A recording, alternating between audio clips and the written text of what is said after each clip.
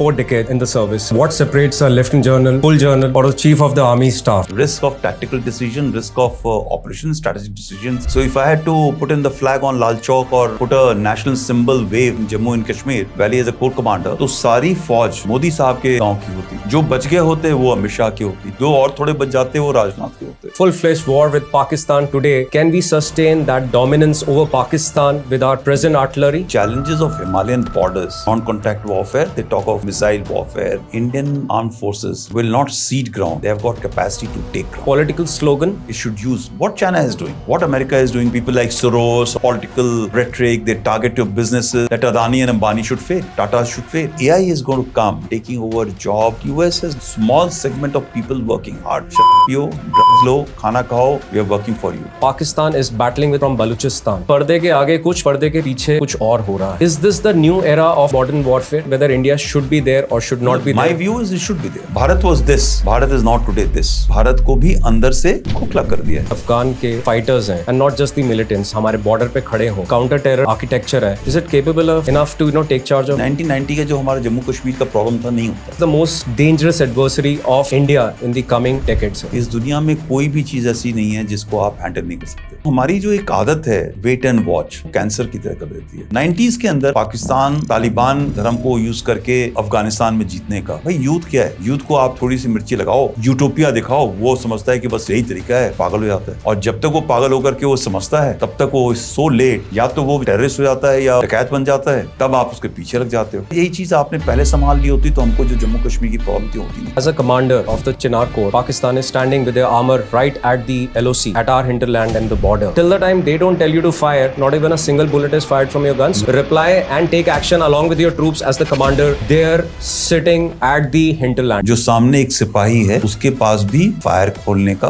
Operation करने का order है. अगर उसने फोन किया मुझे, वो घुस चुके हैं और मैं क्या करूं, तो उसको वहां कोर्ट मार्शल हो जाएगा. Everything is not only about killing. मैं कभी नहीं चाहूंगा कि मेरे को पॉलिटिकल लीडरशिप मुझको ये बताए अब गोली खोलो, अब गोली मत खोलो. वो उसका काम नहीं. जब मैं कोर कमांडर हुआ तो सीज फायर था जिसके अंदर एलसी के ऊपर फायर चला. Is India getting ready for the future to stand on its own alone? मैं हमेशा एक लाइन बोलता हूँ, विकसित भारत के साथ में अगर सुरक्षित भारत नहीं है ना तो विकसित नहीं हो सकता. ट्रम्प टैरिफ क्यों लगा रहा है? मैं जब देखता हूँ तो ट्रम्प एक प्रैग्मेटिक डिसीजन. 1970 में जब बांग्लादेश बना तो जो वहाँ की जमात थी, जो रेडिकल थे, वो कहते हैं हमारी औरतों के साथ में कर लो, हमारे को मार दो, हमें कोड़े मकोड़े पे रख लो, बट हमको पाकिस्तान से रहना है, हमको धर्म के साथ रहना है. कि अगर धर्म के नाम पे सब एक हो सकते थे तो 57 देश क्यों है? बांग्लादेश की साइड से प्रॉब्लम्स आने वाली हैं इन द कमिंग टाइम. आ सकती है. सारे बंदे जो कश्मीर के अंदर धर्म के नाम पे पाठ पढ़ाते हैं, सभी के बच्चे, गिलानी के बच्चे से लेकर के सैयद सलाउद्दीन के बच्चे से लेकर सब पढ़ रहे हैं, डॉक्टर बन रहे हैं, इंजीनियर बन रहे हैं, बट जो उड़ रहा है वो आप पूछो कौन? कश्मीर की सॉलिडारिटी डे सेलिब्रेट करा गया था. एलईटी के कमांडर सैयद अब्दुल रहमान नकवी ने एक स्टेटमेंट दी थी कि वो अखंड भारत के खंड खंड कर देगा. जो वो कह रहा है कोई गलत तो नहीं कह रहा है. Counter terror operations, both the army and CRPF work together. Specifically talking about J&K sir. मेरा बेटा जो है एक पोस्ट पे था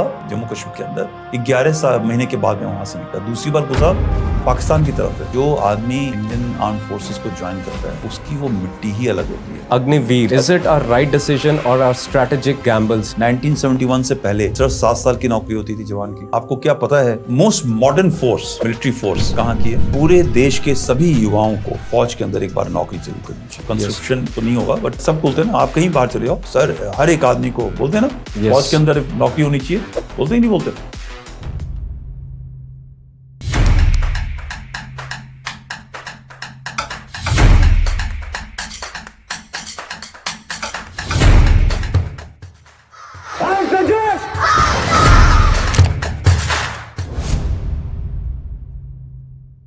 Welcome all to yet another powerful episode of the Untold Story with Commander Victor Mike.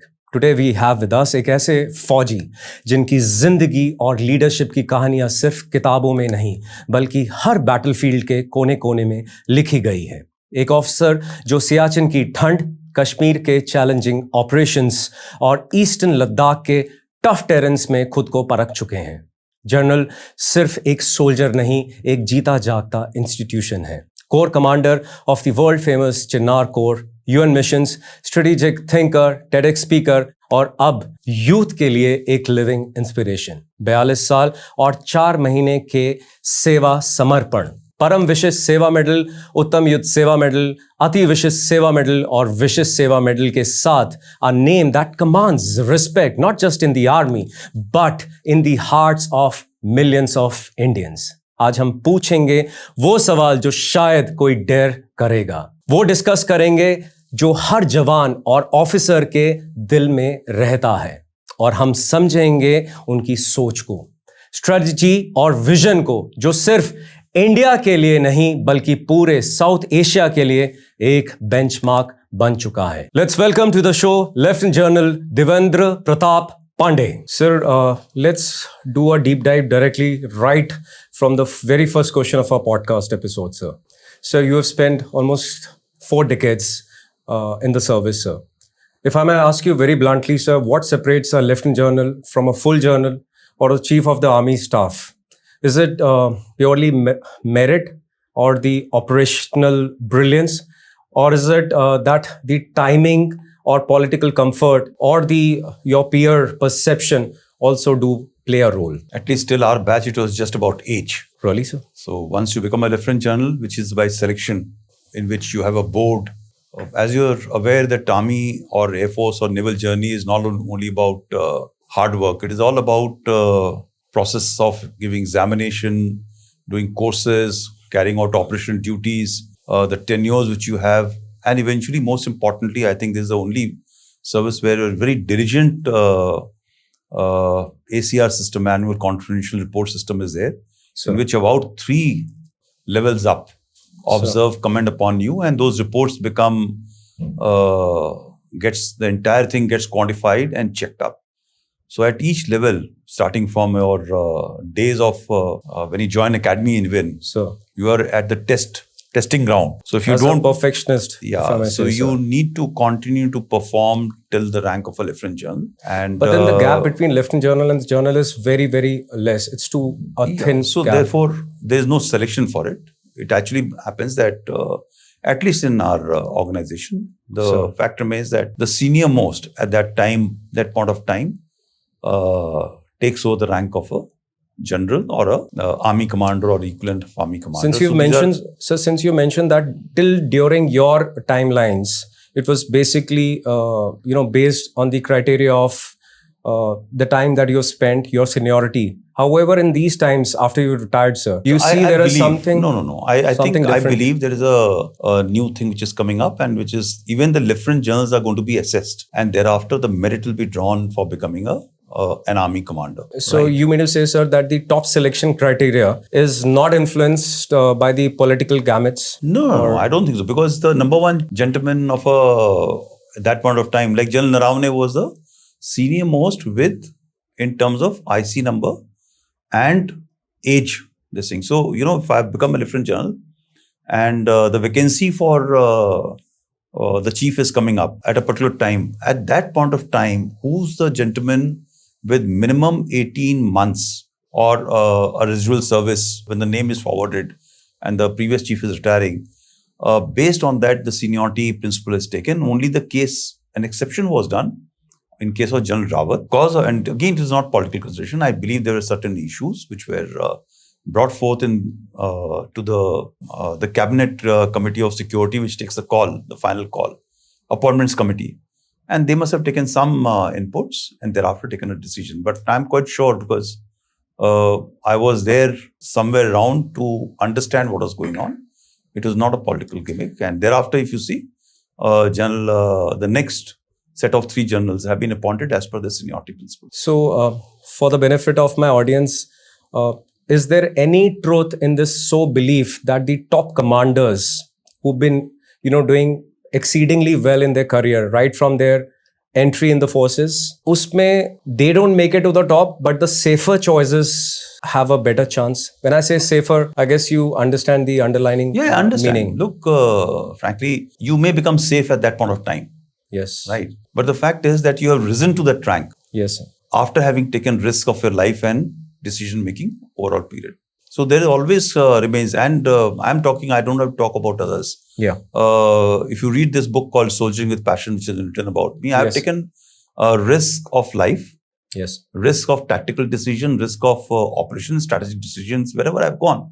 So if I had to put in the flag on Lal Chowk or put a national symbol wave in Jammu in Kashmir Valley as a corps commander, Yes. I didn't have to take a permission from the government of India or from the political dispensation or from my subordinate or my superiors in Udhampur or anywhere. So those were my decisions which are taken, and people have to understand that when you rise to that rank, right, you have been trained over a period of time. You go through series of courses and tests and challenges True, sir. that you reach there, right? So my batch, which was, let's say, 1985 batch, we had 12 officers who were, or rather 9 officers who were selected for command and staff.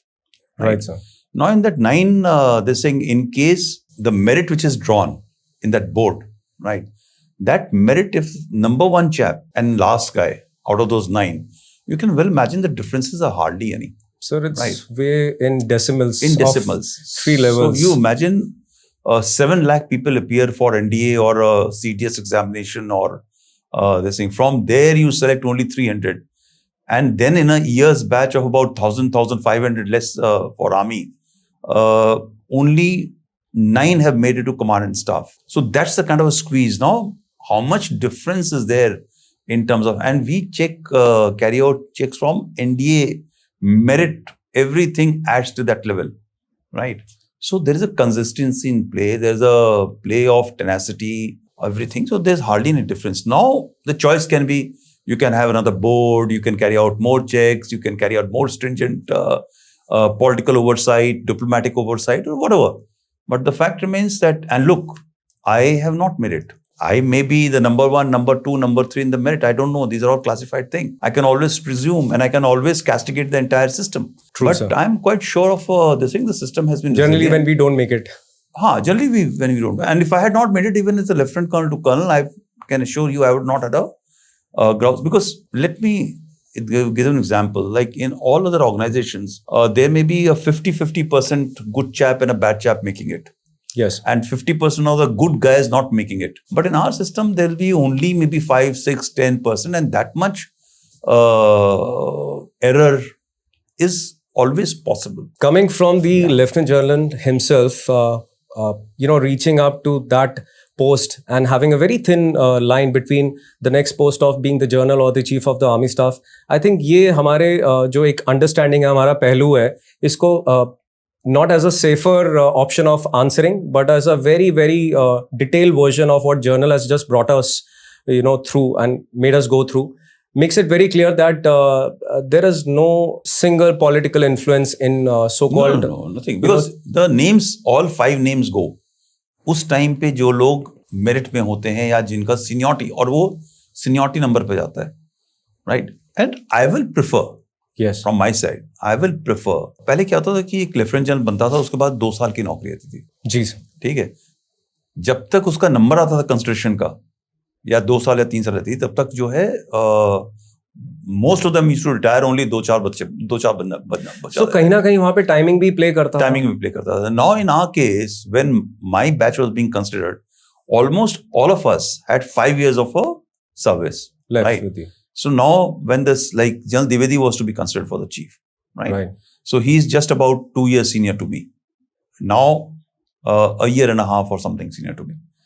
Now when the holistic batch has to be checked, out of these 9 plus 9, उस time पे जिसकी service 2 साल बची होगी वही आएंगे. तो अब 3 लोग थे या 4 लोग थे तो वही नाम ऊपर जाएगा. So I don't think the government of India has said कि number 1 के बदले में number 2 कर दूंगा. So they have followed, and mind you, a lot of people have said that this government takes political decisions, right? But they have not taken.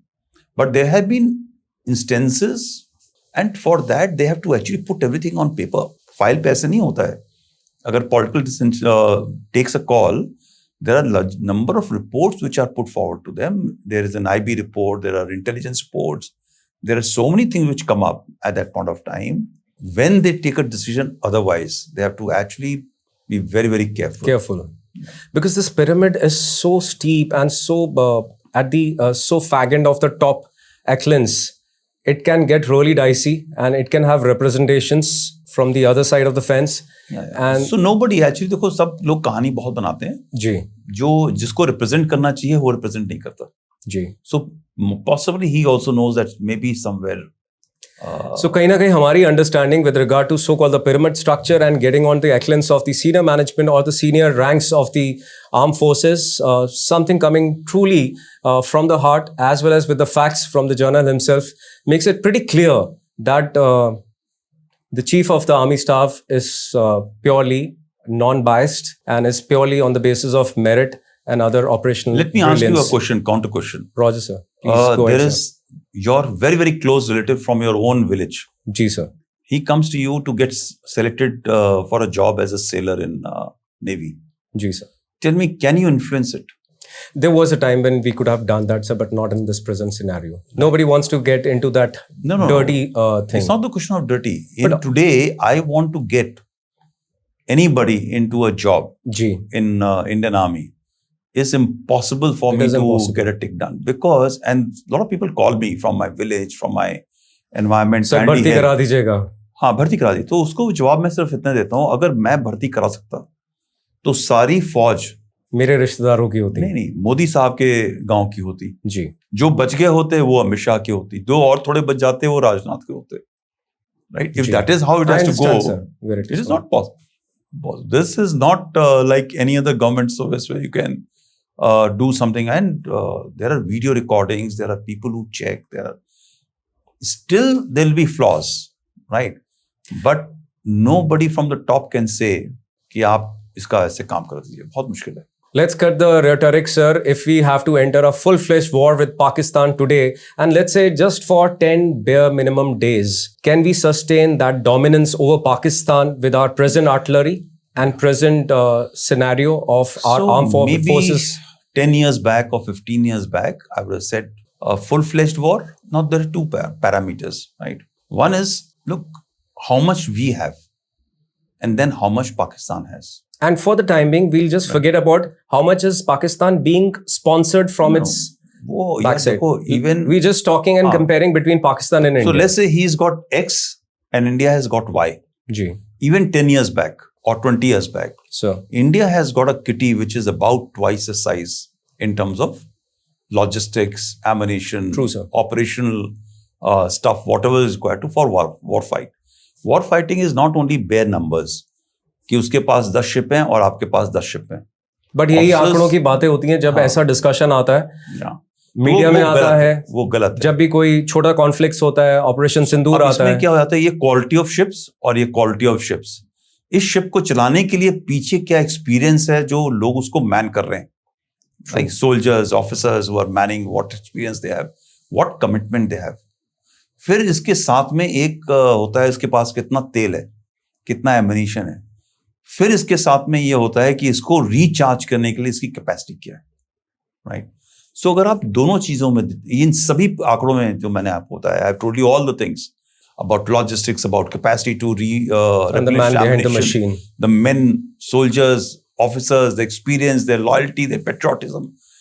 वो धर्म के नाम पर अपने देश को कितनी भी लड़ा लें, बट धर्म की एक सीमा होती है, जी sir. right? So they cannot, they don't Practical. have a loyalty to Pakistan. They have to decide they have a loyalty to Pakistan or Islam, Correct. right? They have neither. And here there is something very unique. We have got loyalty to each other, to our flag, to our, this thing. So we will beat Pakistan at any point. The only thing is, it all depends upon the escalation ladder, how much you unleash. So when you're talking of full-fledged war, I can only confidently tell you that they can't sustain 10 days. Let's make it even more harder, sir, for you.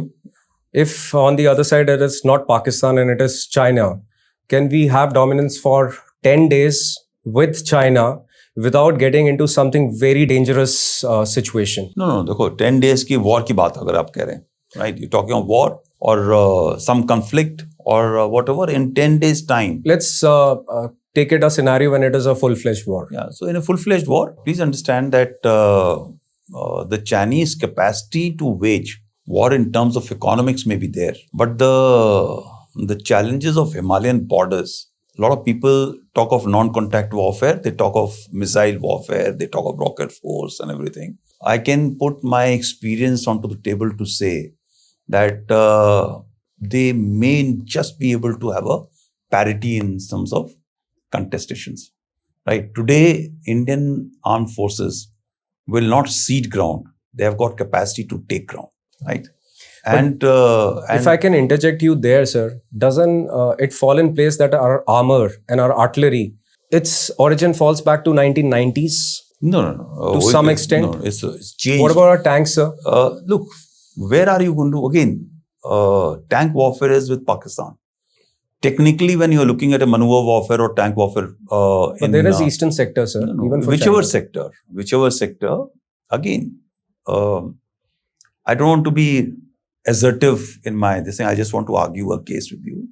And this is what I have taught Yes, sir. people. In case of China, Sir. their build-up is easy because of flattish nature of Tibetan plateau. True. Fair enough? So they can get, let's say, 20,000 tanks. But when now they have to negotiate and start crossing line of actual control, right? That's the way the tanks will fail. There are segments. I'm not saying they cross. So now in segments like Eastern Ladakh, even in Eastern Ladakh, when you look at the entire frontage, it is not everywhere the tanks can be applied. So when you climb a tank, Sir. right, there's a thing called assaultable and tankable. तो आप jeep से Gypsy से गाड़ी से road चले जाएंगे sir देखो वहां गाड़ी जाती है जी but when you carrying a fight then you don't put one vehicle after one you need to deploy operationally you have to fan out in a tactical formations to defeat the enemy. You have to ensure that the full might of your firepower is either applied or you maneuver it out of a place to remove. So it is not one-on-one. And that is the time when you start coming closer to our territory, wherever we are deployed, you find that the Chinese will have difficulty to maneuver around because eventually when the flanks close in the valleys, if you recall, when you hold a pass with just mere 10 men, you will disallow thousands of them to come inside. We've seen that in 120 Bahadur, sir, at Yeah. Kazangla. Correct. We have seen that happening in Galwan era. So can China, to overwhelm, get for each tank 20 tanks, 30 tanks deployed? It's not possible.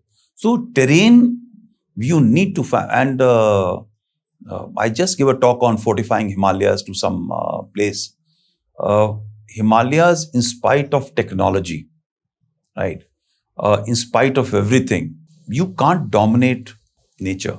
Now, second, let's talk of Navy. Okay. Right. Let's talk of Navy. After all, it's not about land. In case of Navy, they may have 10 times ships than you, right? But you got aircraft carriers. Not only the floating ones, but we have got the one which are on land-based.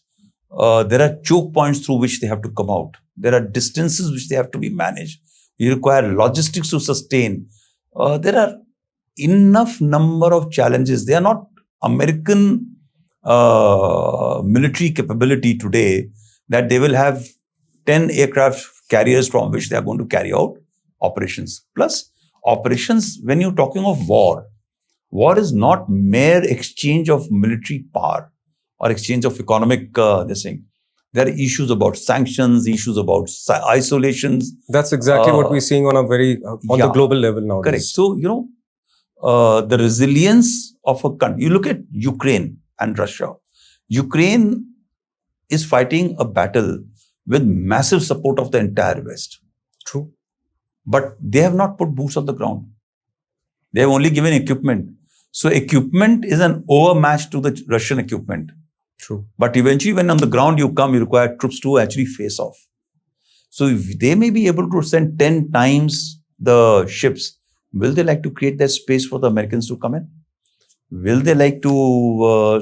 there are... But I think this topic of Ukraine and Russian is a little more debatable because it's the Russians' outlook also towards Ukraine, that why it is prolonging this proxy or the actual war on land to such an extent. So there might be their political reasons behind this kind of war scenario. That is what you see, that what the Chinese want.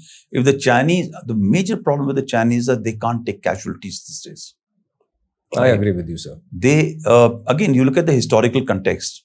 How many wars has India lost? With China? No, with anybody. I think we lost none. except for 62. Correct, sir. 62 also, if I applied selectively in places where we are lost. And that was about poor leadership, poor political decisions. And our limitations in our own. In spite of artillery. limitations. In spite of limitations. But after all, that limitation which was there in the Eastern Front was also in Ladakh. Correct. Correct. So what changed in Ladakh where we held our ground? Yes. And what had changed in Arunachal Pradesh? So it's all about leadership. That is the time when they put somebody from a logistics department to take control on operational,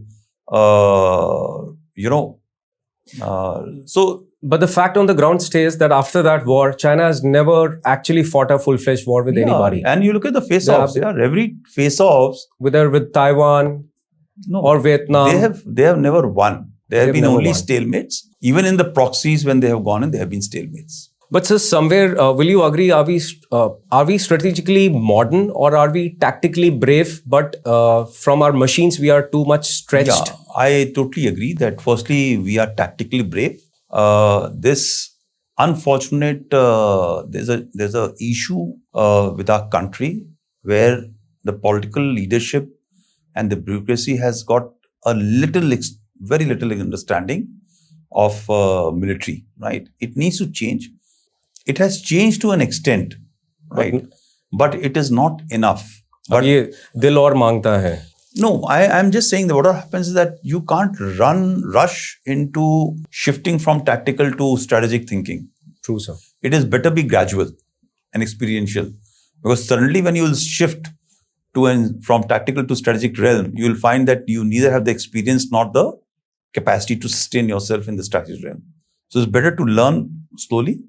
So I think the most important changes happened in, I don't want to give a credit to government or anybody because the moment I'll make this statement, you'll say political. The kitties which were vacant have been filled in. Okay. Our ammunition has been brought up to the scale which is required. There are still gaps. But then these are gaps because we don't have the capacities and capabilities in terms of defense ecosystem. So you may want to have a 5th generation or 6th generation aircraft. We don't have because neither do have enough budget to buy. Rightly so, because the fight is between feeding political agendas in terms of looking after the social welfare schemes or to find the strategic level defense. While we may be the 4th economic or 4th military power, but we need to 7th or 8th military power, but we need to consistently work on a balance of meeting both ends of defense expenditure and also our social welfare schemes. I think very recently the news came up that India is not giving HAL the 5th generation fighter jets project anymore. So that has been taken off. Sir, since we are talking a little bit about political slogans here, if I may ask you upfront, sir, can India physically push into the Pakistani territory and hold on its grounds, or is it just the political slogan? No, and not the military objective? Is it a political slogan because the current government has been talking, therefore it's become political slogan? We've heard statements, LOC. Yeah, so please... हम cross करके Pakistan occupied area को हम capture करेंगे. Right from when this leadership came in power. So please look at the slogans which have also come. I think what they say gets magnified because today we got social media and we got media which is hugely in number. And it's not only in India, all over the world. What Asim Munir says gets magnified in their this thing, and it also gets magnified here. The parliament has taken a decision or has passed that resolution that POJK is ours and we will take it, right? So, जब वो हुआ था तो वो debate नहीं था, वो एक दिन पेपर में आया मोटा-मोटा, एक दूरदर्शन में somebody has said this thing and given a news, right? Now when it's being emphatically said, and this also is a compulsion on the political this thing, not only to get Ghana votes, but also to keep on telling the world and Pakistan that we aren't forgotten what is ours. True, sir. Right? So let's say if you keep quiet for 20 years and you don't say that Aksai Chin is ours, right? Or sometime we need to take about it. So it will actually become, people will forget it. The youth of today, which is totally focused possibly in making money for themselves or living a life of a different style, ji right? They will forget that आपका क्या है, सियाचिन है या अरुणाचल हमारा है and then somebody will say, अरे वो कोई बात नहीं, वो तो territory है, दे दो. But when you start looking at what was yours and how much are you willing to give away, that is time. I think it's very important for the people, and the politicians can talk. We in the forces just cannot keep on telling on this thing. But yes, now the second part is about possibilities of taking. I think is highly possible to take. It is. Yes. The issue is that are you willing to pay the cost of taking it today? Now, what are the cost? Cost is not on men. Not just the money. No, cost is not the men. Cost is not of losing lives. They are very, very important cost. Okay. Right. But the cost is when you go into firefight, I'll just give an example of US. US power has diminished over a period of time because the unnecessary wars they have undertaken directly themselves. Generally, what happens is smart powers, good powers, truly powerful powers don't fight themselves. They have their proxies or their sidekicks fighting the war for them. True, sir. Right? Either inside or from outside. True. Right? So, China is smart, will never fight that fight. India should also learn this art, but unfortunately, the principles which have been guiding us have disallowed us to fight that kind of a fight. So, if you want India to become a power, it must have an exceptionally great military power with it. But that should be only a power in being or application.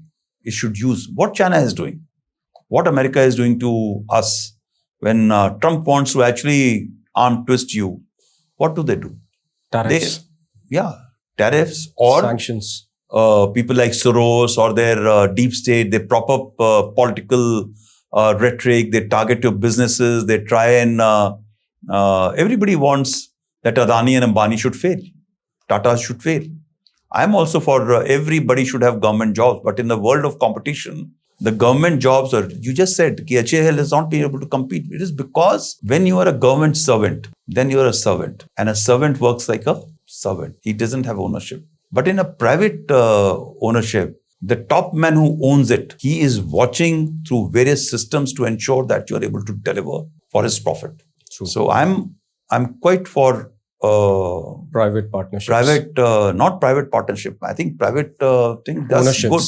Ownership goods. Eventually, that money which comes gets put into the social sector as well. So same people, and then there's a competition. Then these people get, when you're a multinational company and you got deployed abroad in a variety of places, they are leverages for us. So they guide the outside world to vote for India, to be with India, to see with India. Because let's say we run 5 refineries at some other place and we stop supporting it. You look at this thing. You get jacked, sir. You can jack. So it's important that we allow our private enterprise. And Indian minds were actually private. They were entrepreneurial. They were very innovative, imaginative. Sir, all that has been killed in last about 50, 60 years. Because we just didn't want them to prosper, go back to thinking. Sir, it's a very delicate line, sir. Primarily, giving private ownerships the free hand to some extent can actually, fall back on our faces. Primarily, because we are in a democracy. No. I am looking at government. Yes. There should be a smaller government. They should be far more agile in terms of governance. Agile is the right word, sir. Yeah. And competitive outlook and environment creating within our own government sector is something which is you look at the call future, of the hour, sir. You look at the future with AI coming, right? Do you think the jobs are going to get increased or they are going to drop? Sir, I think it's going to increase. This is a very debatable topic, sir. Oh, yeah. It's a very debatable topic because we are right now sitting at the very narrow generative AI perspective. Okay, let me just give another example. The moment, sir, because I have read a little bit about the artificial intelligence, stage we are in. I will. No, not stage. It's a matter of another 15 years, 20 years. When mechanization 1 was there of industrialization, right? That is the time a lot of people got jobs because they shifted from rural to urbanization, industrialization. But when you look at the pictures and history of that point of time, you found that people who were working in those industries were living lives of pauper, but they had no choice but to work those 12-hour shifts or 18-hour shifts. Then came mechanization too, right? As part of your thing. Faster paced production system, because population was booming, right? You had to meet the requirement. There was a competition on. Then came automation. The moment automation has come, you look at China, which is to be lower end manufacturing, is glutting the market. They are dumping the stuff. Now the dumping the stuff has become so bad that they got products which cannot be sold because there's nobody who's going to buy. So when there's a population graph which has reached and plateaus and start going down, so where will these people who are here, and mechanization and automation starts producing more, right? So where will that product go to sell? So I'm just talking of economy of sales sounds very good in terms of private competition. So here I will interject you, sir. When the Industrial Revolution happened, yes, it brought jobs, sir. Totally agree with it. But at the same time, the product requirements were also That's what I'm saying. brought out to the diaspora. Correct. So it came, but then there is a limit to it. How many television sets are going to use today? The way we are manufacturing television sets. So therefore, that is why this mobile, which you buy today, the companies introduce a system of sending you updates. And these updates, after some time, also introduce trouble in a mobile to compel you to buy new. True, sir. Right. And that's the latest style of ensuring that your mobiles don't work. Don't work. So when you go to a service center, he'll ask for a stinking amount of money to repair it. And therefore you say, oh, chalo banane khe do. So, we are generating requirements to It has always been in the history, sir. So then when the AI is going to come and they are going to start taking over jobs, analysis, things which you require 10 video editors, you will have. In fact, you may suddenly decide not to have this conversation. You will just listen to 10 podcasts of Jan D.P. Pandey, carry out, and you now know what is his mindset. You may the just data put has an been AI. acquired. That's the first step of artificial intelligence. Correct. And therefore, you can only plant and run this thing. I just want to give an example of US. What US has done is that they had a small segment of people working hard. A very large segment of people being looked after in the welfare scheme. Pio, drugs low, khana khao, stay in this thing, we are working for you. And they got the cheap stuff from the world. Yes. They paid printed dollars, gave good money. They kept the gas low. Great amount of tourism, enjoy, have beer, have food coupons. I'll give you basic necessity. Even you can't create jobs. How much jobs can you create? Right? So, there is going to be a challenge. I'm also intrigued to ask you, based on the previous question, you talk about what government needs to understand in terms of their side gigs. Right now, at this point of time, Pakistan is battling with serious insurgency from Balochistan. And officially, India has denied its involvement in it. No, it is not officially. I'm telling you unofficially also. We may love to believe that every trouble which is in Pakistan, we may like to believe that every trouble which comes in India. Somewhere amplifying what you were just trying to tell, we have heard a word called as plausible deniability. Yeah. मतलब पर्दे के आगे कुछ, पर्दे के पीछे कुछ और हो रहा है. Is this the new era of modern warfare? No, it is a new era, but India is nowhere. What do you have to say whether India should be there or should not be there? My view is it should be there. That's exactly what you so said. So even when a lot of people talk principles, right? Indian principles, Bharat ka principle, Bharat ka civilization principle. Bharat was this. Bharat is not today this. और आज भारत को भी अंदर से खोखला कर दिया है. ठीक है? तो our own radicalizations. So principle होना चाहिए, मगर प्रिंसिपल ऐसा नहीं होना चाहिए कि वो नॉन वायलेंस है. गांधी जी ने बोला 2 थप्पड़ खा लो आपको आजादी मिल जाएगी. अगर आपको थप्पड़ खाने से आजादी मिलती तो सारे लोग थप्पड़ खा रहे होते. 250 साल तक रुकना नहीं पड़ता. नहीं, सारे लोग थप्पड़ खा रहे होते. It is not that it doesn't come out. It comes with certain other sacrifices yes. also. Sir, हमने अभी बलूचिस्तान की बात करी. कल को अगर ऐसा हो कि अफगान के जो फाइटर्स हैं, who claim themselves as ideological fighters and not just the militants, अगर वो हमारे hinterland, हमारे border पे खड़े हों, हमारा जो present counter terror structure है, architecture है, is it capable of enough to take charge of? मेरा एक वीडियो है, बहुत वायरल है. देखिए ऐसा है कि एलसी के अंदर चप्पा तो कवर नहीं हो सकता है इन्फिल्ट्रेशन हुई हो. अगर आपको पता है तो हमें बताएं. हम यकीनन उनको जहाँ पे वो जाने के लिए आए हैं वहाँ हम तेजी के साथ उनको थैंक यू अलविदा कह देंगे। बाकी अगर एक आम जनता सड़क के ऊपर गोली चलाएगी, लोगों को धमकाएगी, किलिंग करेगी, तो आपको यकीनन आप ये मानेंगे कि हम उनको भगवान के पास में, अल्लाह ताला के पास में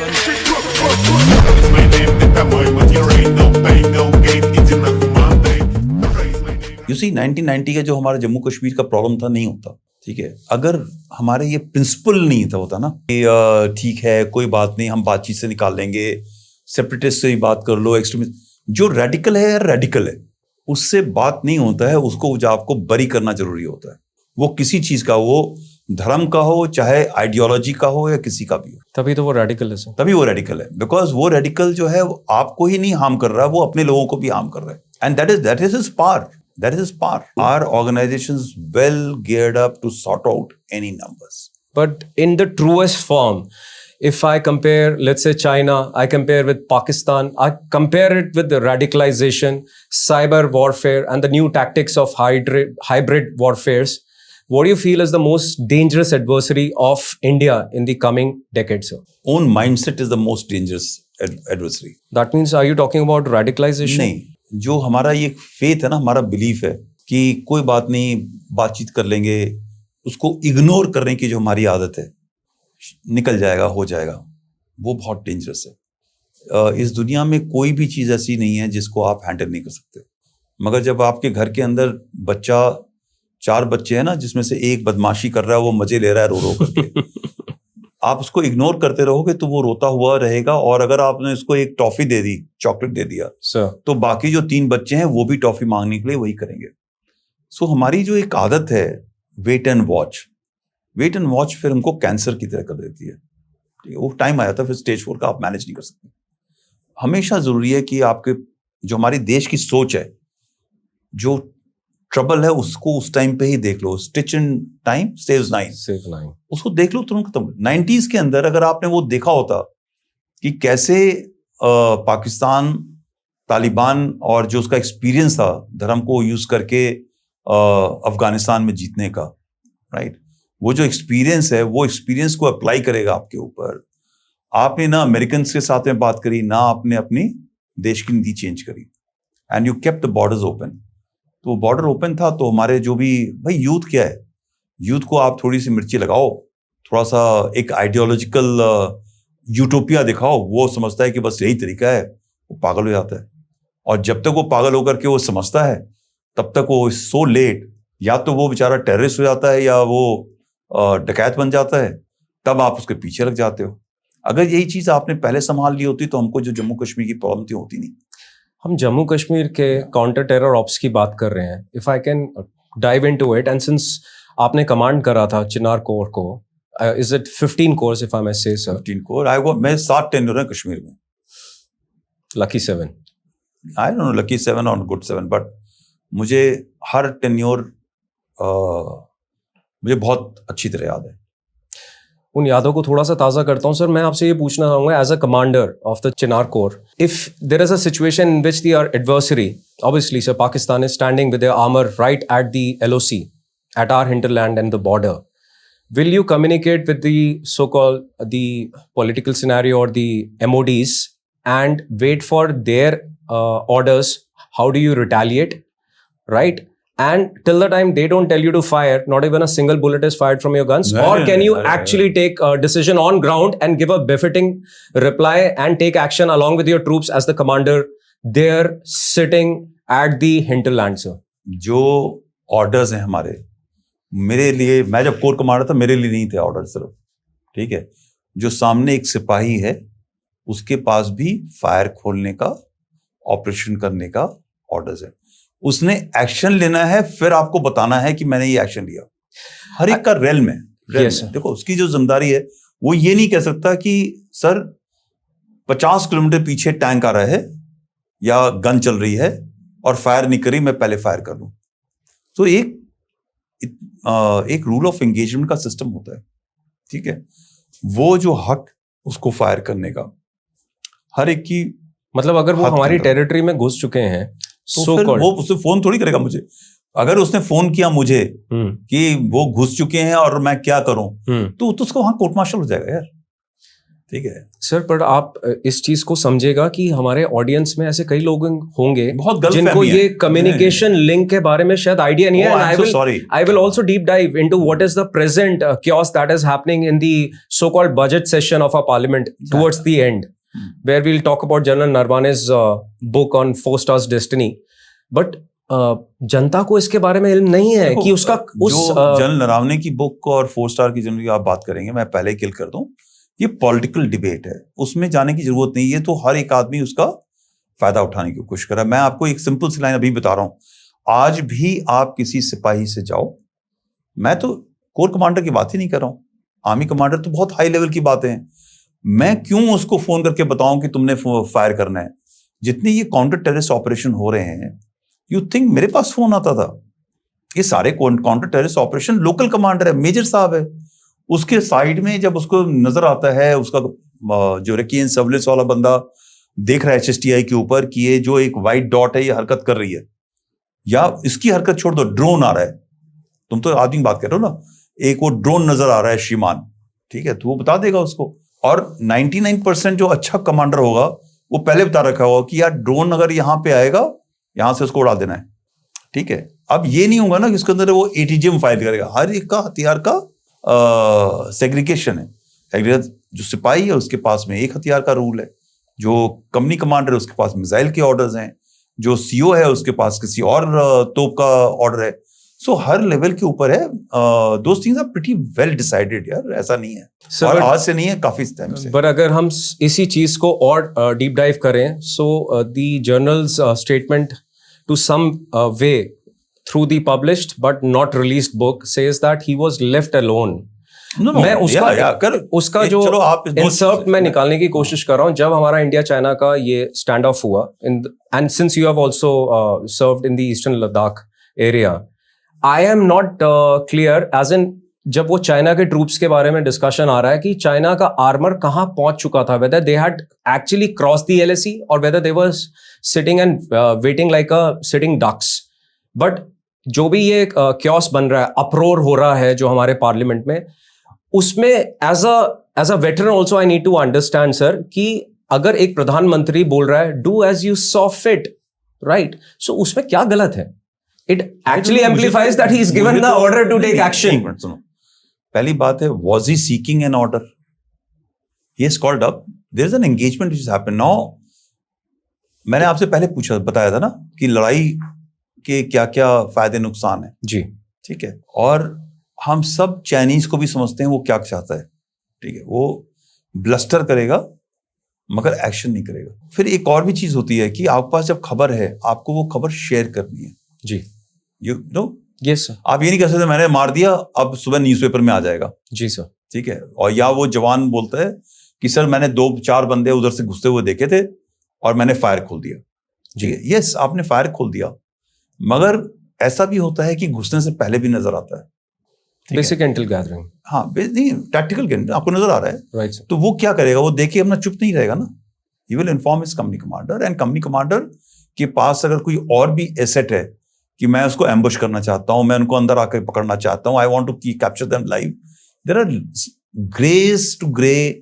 everything is not only about killing, I may like to capture, मेरी इंटेलिजेंस है कि आज वहां पे एक टॉप लीडर आने वाला है, I must capture, I may have more Intel about what is happening behind, so I will just flash it out in 2-3 points here. One is, मैं कभी नहीं चाहूंगा कि मेरे को पॉलिटिकल लीडरशिप मुझको ये बताए अब गोली खोलो अब गोली मत खोलो, वो उसका काम नहीं है, बट पॉलिटिकल लीडरशिप का काम ये है कि उसकी इम्प्लीकेशंस क्या हैं diplomatic world.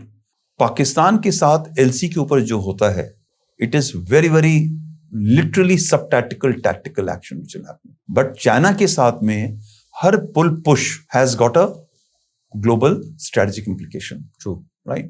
So that point of time I will not like for him to define 1 to Z and to believe कि ये जो आपकी मिलिट्री लीडरशिप है उसको इसका पता नहीं है कि इसका implication क्या होगा, ये भी बड़ी गलतफहमी है, करेक्ट, ठीक है, specially a person like general Naravane जो he was the first one of the rarely first one, उन्होंने स्टेटमेंट दिया था कि our principal enemy is China, okay, right, वो भी उसके ऊपर जब उन्होंने वो स्टेटमेंट दिया था तो बहुत बवाल हुआ था उस टाइम जी सर. ये कैसे जनरल साहब हो सकते हैं, and all lot of time media में काफी चलती है.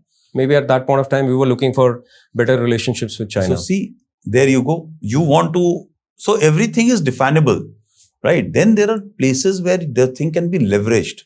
That what is action is being then can be controlled at some level. But the fact is कि मैं नहीं चाहूंगा कि political leadership मुझको exactly line बताए कि आपने कितना गोला फायर करना है, कितना नहीं करना है, because उसको नहीं पता है उसका implication क्या है. जो वहां का कमांडर उसको पता है.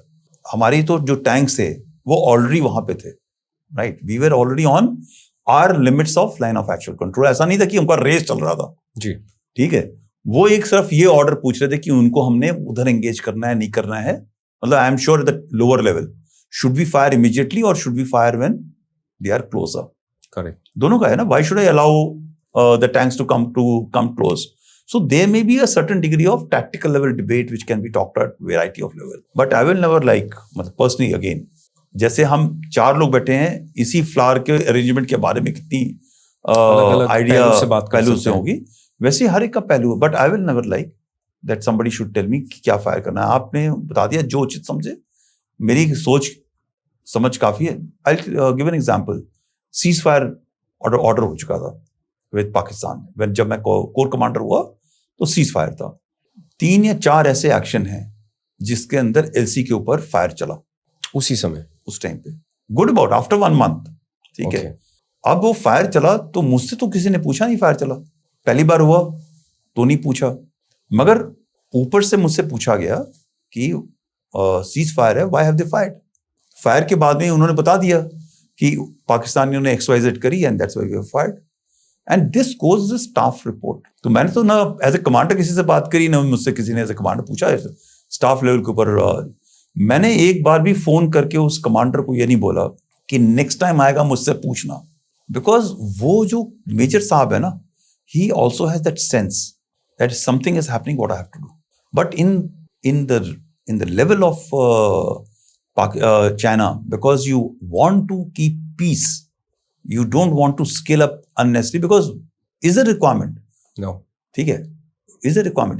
There's no requirement. Like if let's say if Doklam Chinese had not done that Siri Act of Doklam, right, they would have not been exposed to the world. You look at the strategic mishap which they have done.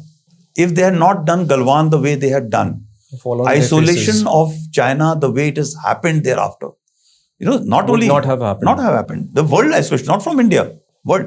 Eventually they blinked. 4 साल wait किया ना उन्होंने, उसके बाद बोला यार sorry चलते हैं वापस, थोड़ा सा भी रहने दो, जो कि अभी चल रहा है. So that now somebody will say कि वो लाइन यहाँ थी वहां थी. आप you understand what I'm saying? Yes. This is all political gimmick. Should not have taken place the way it has taken place. Sir, from China I'll take you to Russia, sir. India का हमेशा से Russia एक strategic partner रहा है, but very recently because of these statements coming up with US new relationships, I don't know if it has been imposed or what is the story behind it. Nobody knows it. Somehow this thing is right now people are getting this feeling that we are trying to distance from Russia in terms of oil, maybe defense and the diplomacy also, since we are buying the Venezuelan oil, which is the latest news. Sir, my question is India getting ready for the future to stand on its own alone? No. Firstly, India actually started getting ready, and not when this government came immediately. इस government को भी कम से कम 4-5 साल लगा समझने में कि India को खड़ा होना है अपने पैरों पे. सो आत्मनिर्भर भारत की बात कर रहे थे वो लोग, मेक इन इंडिया की बात कर रहे थे, but that was associated by job creation and market and keeping the money in India. It was economically driven. It was not driven by a defence orientation. Correct. Right. So दोनों में बड़ा फर्क है. बिल्कुल सर. जब आपका defence orientation हो जाएगा, which started only about maybe 7-8 years. 2014 में आई ना सरकार. 2016 में पहला झटका लगा उनको. ठीक है. फिर 2018 या जब ये डोकलम हुआ तब दूसरा झटका लगा, और उसके बाद में जो पूरी फोकस है गवर्नमेंट की forward area infrastructure, defence, UAV, एमिनिशन भरो, बिकॉज ये भी सरकार पहली, ऐसा नहीं है ना ये पुराना इनके पास बड़ा एक्सपीरियंस था। When they also came they said कि हम लाहौर में जाएंगे, नवाज शरीफ से बात करेंगे, दोस्ती हो जाएगी। कोई अटल बिहारी वाजपेयी ने भी अमन यात्रा, there is a let's give them the benefit कि उन्होंने कोशिश करी, ठीक है। मगर मैं हमेशा एक लाइन बोलता हूँ, विकसित भारत के साथ में अगर सुरक्षित भारत नहीं है ना तो विकसित नहीं हो सकता। आप खोखले भारत हो सकते हो, आप वो भारत हो सकते हो कि आप सबको पैसा बांट रहे हो। यूरोपियन यूनियन, जापान खूब पैसा था, सबको पैसा दिया। मगर आज जब चाइना आग दिखा रहा है और उनको पता है कि अमेरिका शायद हेल्प नहीं कर पाएगा, सारे अपनी डिफेंस के पीछे भाग रहे हैं। Now they are late.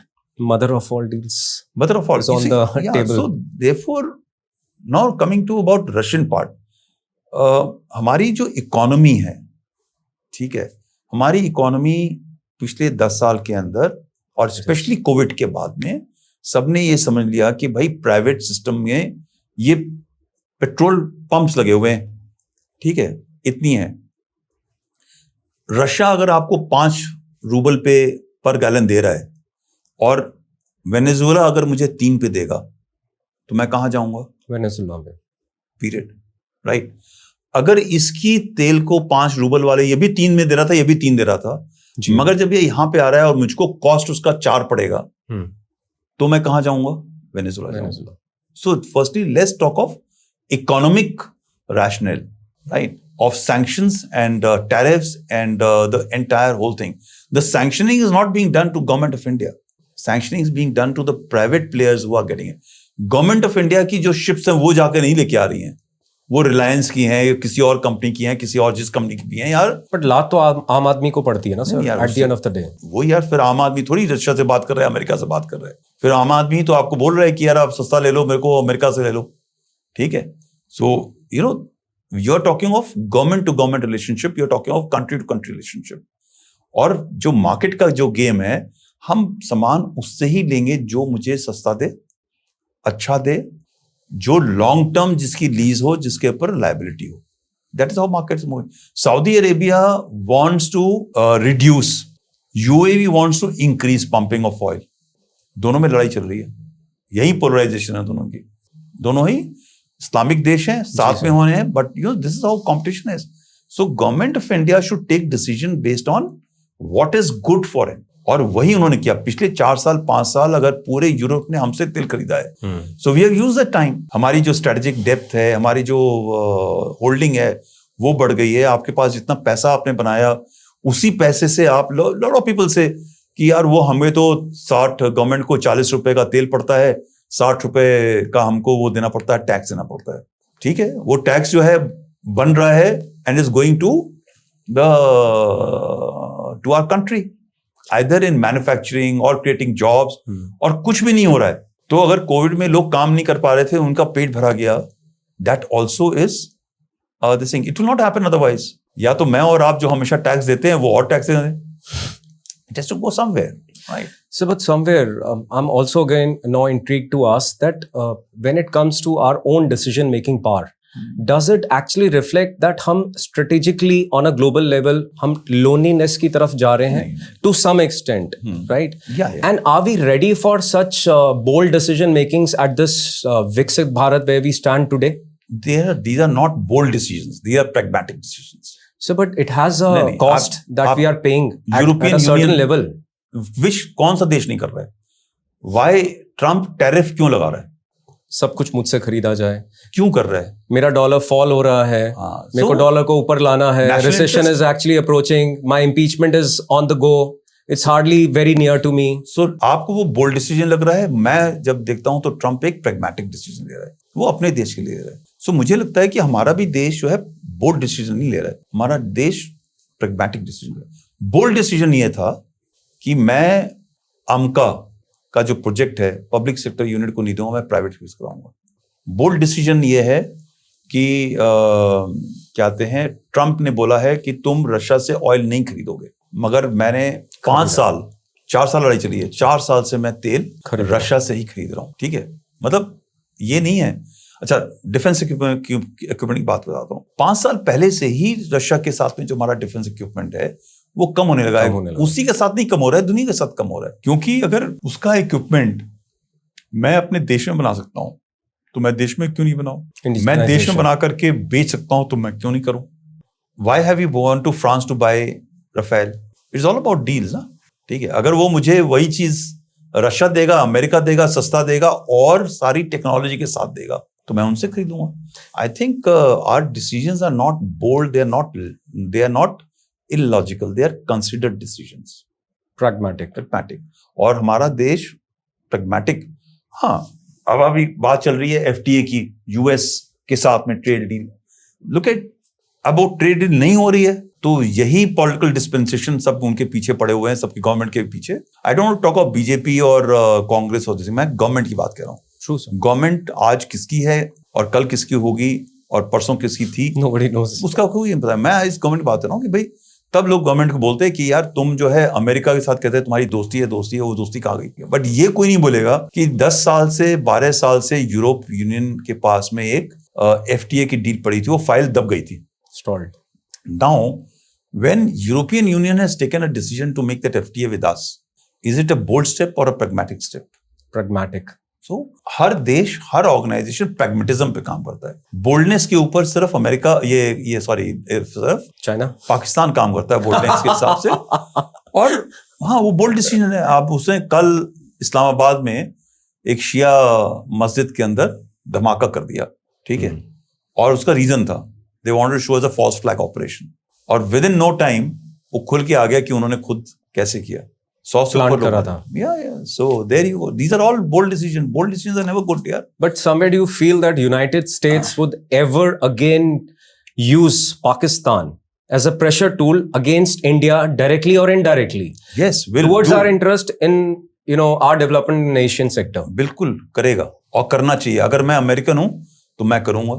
आप इंडियन है तो आप यूज कर लो, अपनी औकात बनाइए, अपनी काबिलियत बनाइए, अपनी सोच बनाइए। कहीं ना कहीं बार बार उस साइड गिग के बारे में जब आपने बात का जिक्र करा, I think it's about that progress in our think tanks and about our strategies. Bangladesh था, आपको मालूम था कि बांग्लादेश में जो आज होना है ये पिछले 50 साल से कभी भी हो सकता था। 1970 में जब बांग्लादेश बना तो जो वहां की जमात थी, जो रेडिकल थे, वो बांग्लादेश नहीं चाहते। वो कहते हमारी औरतों के साथ में कर लो, हमारे को मार दो, हमें कोड़े मकोड़े पे रख लो, बट हमको पाकिस्तान से रहना है, हमको धर्म के साथ रहना है। अब उनको कोई ये समझा नहीं सका कि अगर धर्म के नाम पे सब एक हो सकते थे तो 57 देश क्यों है? कोई इतना छोटा सा देश है, कोई बड़ा सा देश है। अगर धर्म के नाम पे ही रह सकते तो फिर बांग्लादेश की जरूरत ही नहीं थी। आप बांग्लादेश की बात कर रहे हैं। Bangladesh is actually at this point of time on a very delicate crossroads. आपको लगता है कि बांग्लादेश की साइड से कुछ हमारे ऊपर प्रॉब्लम्स आने वाली हैं इन द कमिंग टाइम्स? देखो, आ नहीं सकती हैं अभी, बट आ सकती है। But don't you see that a lot of CIA activities and a lot of ISI activities are happening? And वो पहले भी हो रही थी, आज भी होगी और कल ज्यादा होगी, और क्यों नहीं ज्यादा होगी? होगी और कितना बढ़ सकता है ये? Because I've been made to understand that the next Operation Sindoor will happen through Northeast. नहीं, मेड टू अंडरस्टैंड क्या उसने बोला है? आसिम मुनीर ने बोला, उसके जो पॉलिटिकल लीडर्स हैं उन्होंने बोला है कि अगली बार जब कुछ होगा तो ईस्ट से होगा तुम्हारे ऊपर। उसका क्या मतलब है? और क्यों नहीं यूज करेगा? आप कह रहे हो ना अमेरिका को, पाकिस्तान यूज करेगा बांग्लादेश को। अब बांग्लादेश यूज होना चाहता है। व्हेन आई से बांग्लादेश, ये नहीं है कि उनके सारी जो 170 मिलियन पॉपुलेशन सब चाहती है। 70-80% आदमी घर के अंदर खेती करके पेट भरना चाहता है अपने बच्चों का। और अगर आप जमीन पे जाओगे तो हर एक आदमी चाहे कि मेरी बेटी अच्छे से कपड़े पहने, किताब उसके हाथ में हो, और वो अच्छे से किसी एक कंप्यूटर के अंदर जाके नौकरी करना चाहे। मगर जो 10% रेडिकल माइंड होता है ना, जमात टाइप का, वो नहीं चाहेगा। जो रजाकार हैं वो नहीं चाहेंगे, वो कहेंगे यार पाकिस्तान ही साथ चलना है। बिकॉज उसकी सोच उसके लिए सही है, आप उसको चेंज नहीं कर सकते। जो आदमी बॉम्ब लेकर के कल उड़ा वो इस्लामाबाद के अंदर, उसकी यही सोच थी कि मैं मरने के बाद में मेरी पूरी जन्नत जो है क्या होते उसमें चली जाएगी, स्वर्ग में चली जाएगी। या अब है सोच, हो सकता है वो सोच सही हो, बट उसके लिए वो सही है। How can you change it? तो बांग्लादेश के अंदर सारे लोग खराब नहीं है, ठीक है। नाम तो आप कहीं भी देख लीजिए, आप अपने घर के पड़ोस में चले जाइए, आपकी जो मेड आती है, जो लोग काम करते हैं, जो चारों तरफ काम करते हैं, उसको चाहिए यार मेरा बच्चा। अमेरिका को सब हेट करते हैं ना, अमेरिकन पार। बट अगर किसी को ही बोल दो, बड़े से बड़ा पॉलिटिशियन हो, बड़े से बड़ा चोर हो, बहुत बड़ा रेडिकल हो, यार अपने बच्चे को अमेरिका में नौकरी मिल रही है, भेजोगे? सब भेजते हैं, सब भेजेंगे। ठीक है। सारे बंदे जो कश्मीर के अंदर धर्म के नाम पे पाठ पढ़ाते हैं, सभी के बच्चे, गिलानी के बच्चे से लेकर के सैयद सलाउद्दीन के बच्चे से लेकर सब पढ़ रहे हैं, डॉक्टर बन रहे हैं, इंजीनियर बन रहे हैं, बट जो उड़ रहा है वो आप पूछो कौन है।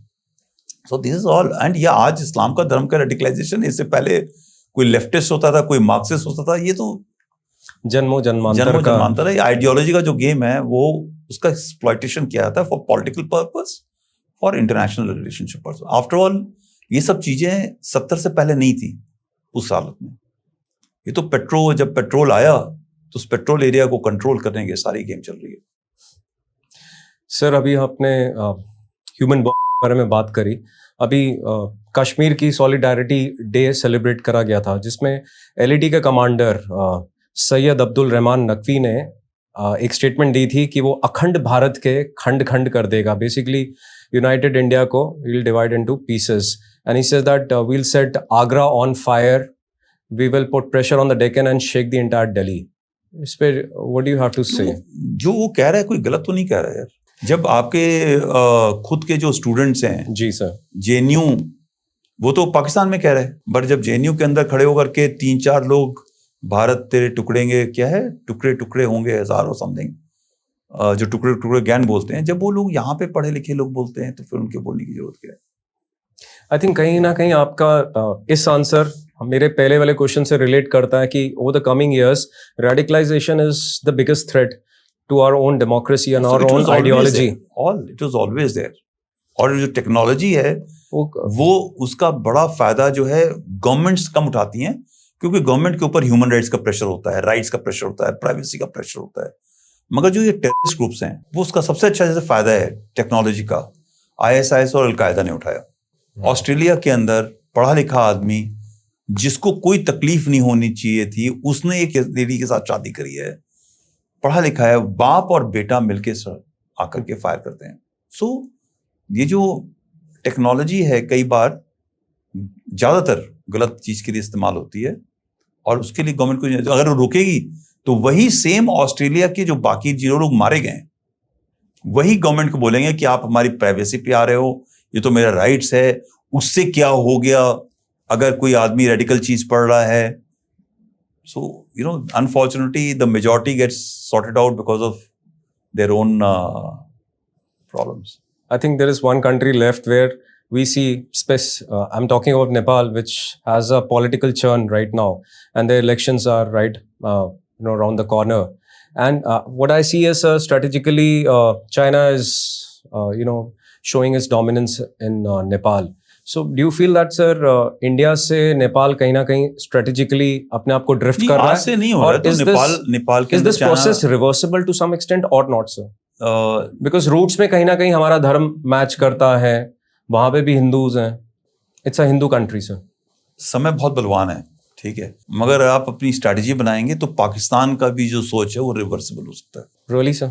ठीक है, नेपाल तो क्या चीज है। दूसरा, चाइना का जो इन्वेस्टमेंट है वो आज का इन्वेस्टमेंट नहीं है। चाइना की इन्वेस्टमेंट तो 3-4 टिकट से 3 टिकट हो गया अभी तो, ठीक है। तो उनकी जो मॉइस की इंसर्जेंसी चली और वो सब चली है, तब से वो टिकट वहां पे काबू से, और अब वो पॉलिटिकल चीज है। मगर जो रोटी और उसका बोलते हैं एक रोटी बेटी का रिश्ता जो नेपाल के साथ में है, मैं फिर से एक एग्जांपल बोलता हूँ आपको।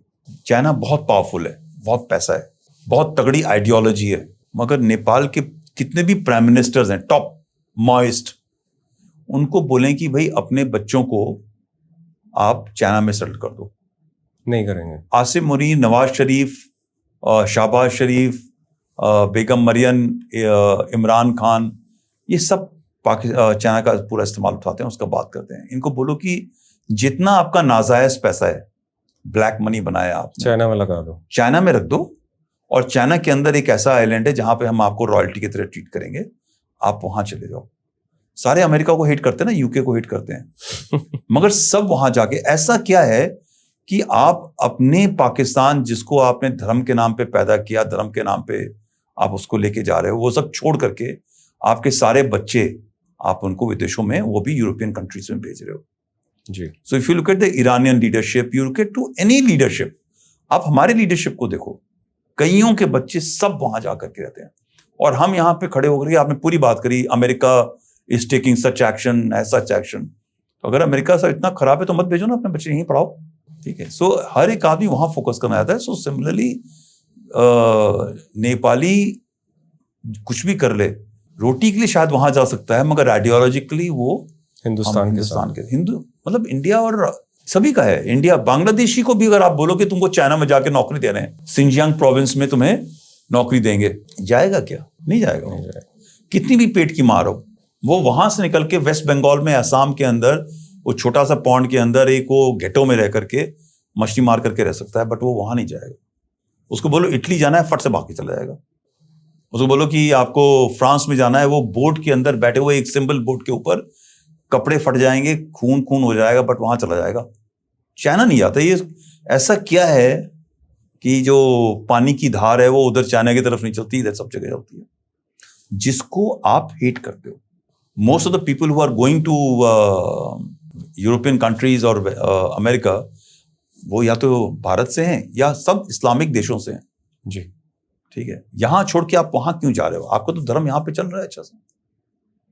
So आइडियोलॉजी, चाइना के हेल्म पे जो बैठे हैं, उनके खुद के बच्चे अमेरिका में पढ़ रहे हैं। Period, That's period, actually, to some extent. Sir, we have discussed things on the so-called geopolitical scenario, the flux, the recalibration that's happening in the global level. But if I have to ask you something which a lot of people publicly don't ask, is about the joint ops, joint counter-terror operations in which both the army and CRPF work together. I'm specifically talking about J&K, sir.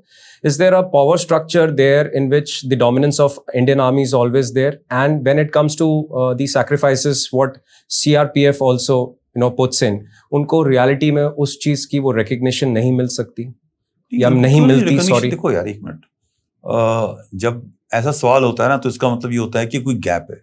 Okay. जो काम जिसको आता है वो उसको वही करना चाहिए। जी sir. Look, CRPF is meant for law and order, ठीक है। राष्ट्रीय rifle is meant for counter-terrorist operation. There is a difference between counter-terrorist operation means room entry, right?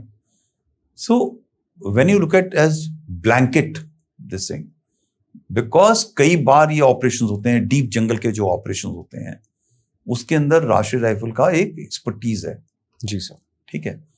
Casualties होती हैं हमारी, नहीं होती हैं, वो बात सब दूसरी है, but that is what the expertise is. CRPF का काम लॉ एंड ऑर्डर का है। लॉ एंड ऑर्डर मतलब जहां पे लोग खड़े हुए हों, पत्थर चल रहा है, बट जब एक टेररिस्ट का जो कार्रवाई होता है उसको खत्म करना, न्यूट्रलाइज करना, वो not, these are essential task. अब कोई कहे कि यार सीआरपीएफ के अंदर मैंने 10 ऐसी घातक टीम बनाई है जो यही काम करेगी और रोज को प्रैक्टिस कराई, और इंडियन आर्मी में बताया कि मैंने यार 10 कंपनियां बनाई हैं, वो लॉ एंड ऑर्डर का काम करेगी जी, तो आप कर सकते हो temporarily, right, but then there are cost to it जी। Indian army law and order में घुस जाएगी तो आप ये समझिए कि फिर इंडियन आर्मी, जो हमारा जो कंसेप्ट है ना, सामने दुश्मन फायर किया तो गोली मारनी है, मरना है जी। मगर जब सीआरपीएफ मारेगी तो वो एक उनका ट्रेनिंग का तरीका, सोच का तरीका, लॉ एंड ऑर्डर का, पुलिस का तरीका अलग है, पावर्स भी अलग हैं। I am understanding sir. ठीक है, सीआरपीएफ के पास में पुलिस पावर्स हैं, they work directly under police.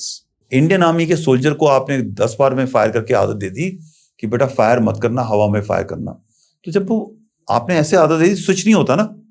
जवान है वो, ठीक है, आपकी तरह समझदार नहीं है। आप भी गाड़ी चलाते हैं, राइट हैंड गाड़ी चलाते हैं, लेफ्ट हैंड ड्राइव होती है, ड्राइव यहाँ पर, वो आपको उठाया और अमेरिका में ले गए और शिफ्ट कर दिया और कहा यार 4 दिन तू चला के देख ले। It takes time to train.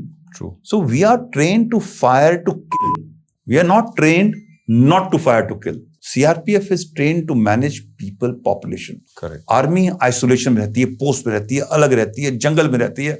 हम तो, मैं अपनी 40-42 साल की नौकरी में सिविलियन से मिलने का टाइम ही मेरे पास 1% या 2% रहा होगा। तो अभी भी रिटायरमेंट के बाद में takes me time also to adapt, कि वो जब बोल रहा है कि मैं 9 बजे पहुंचूंगा, इसका मतलब वो 11 बजे पहुंचेगा। मैंने जब आप बोलना है किसी को 9 बजे, तो मतलब कि मैं 9 बजे पहुंच जाऊं, हो सकता है 10 मिनट पहले पहुंच। So, you know, we are two different forces. और जब ये दोनों फोर्स, जब एक टाउन के अंदर एक ऑपरेशन हो रहा है, जब मिल जाती हैं तो फिर वो पार हो जाती है। अब आर्मी गई ऑपरेशन के लिए, उसमें लॉ एंड ऑर्डर मैनेज कर रही है, हाउस रीत भी, फिर हमको उस हिसाब से कंपनियां रेस करनी पड़ेंगी। बजट, रिक्वायरमेंट, ट्रेनिंग, इसी के लिए।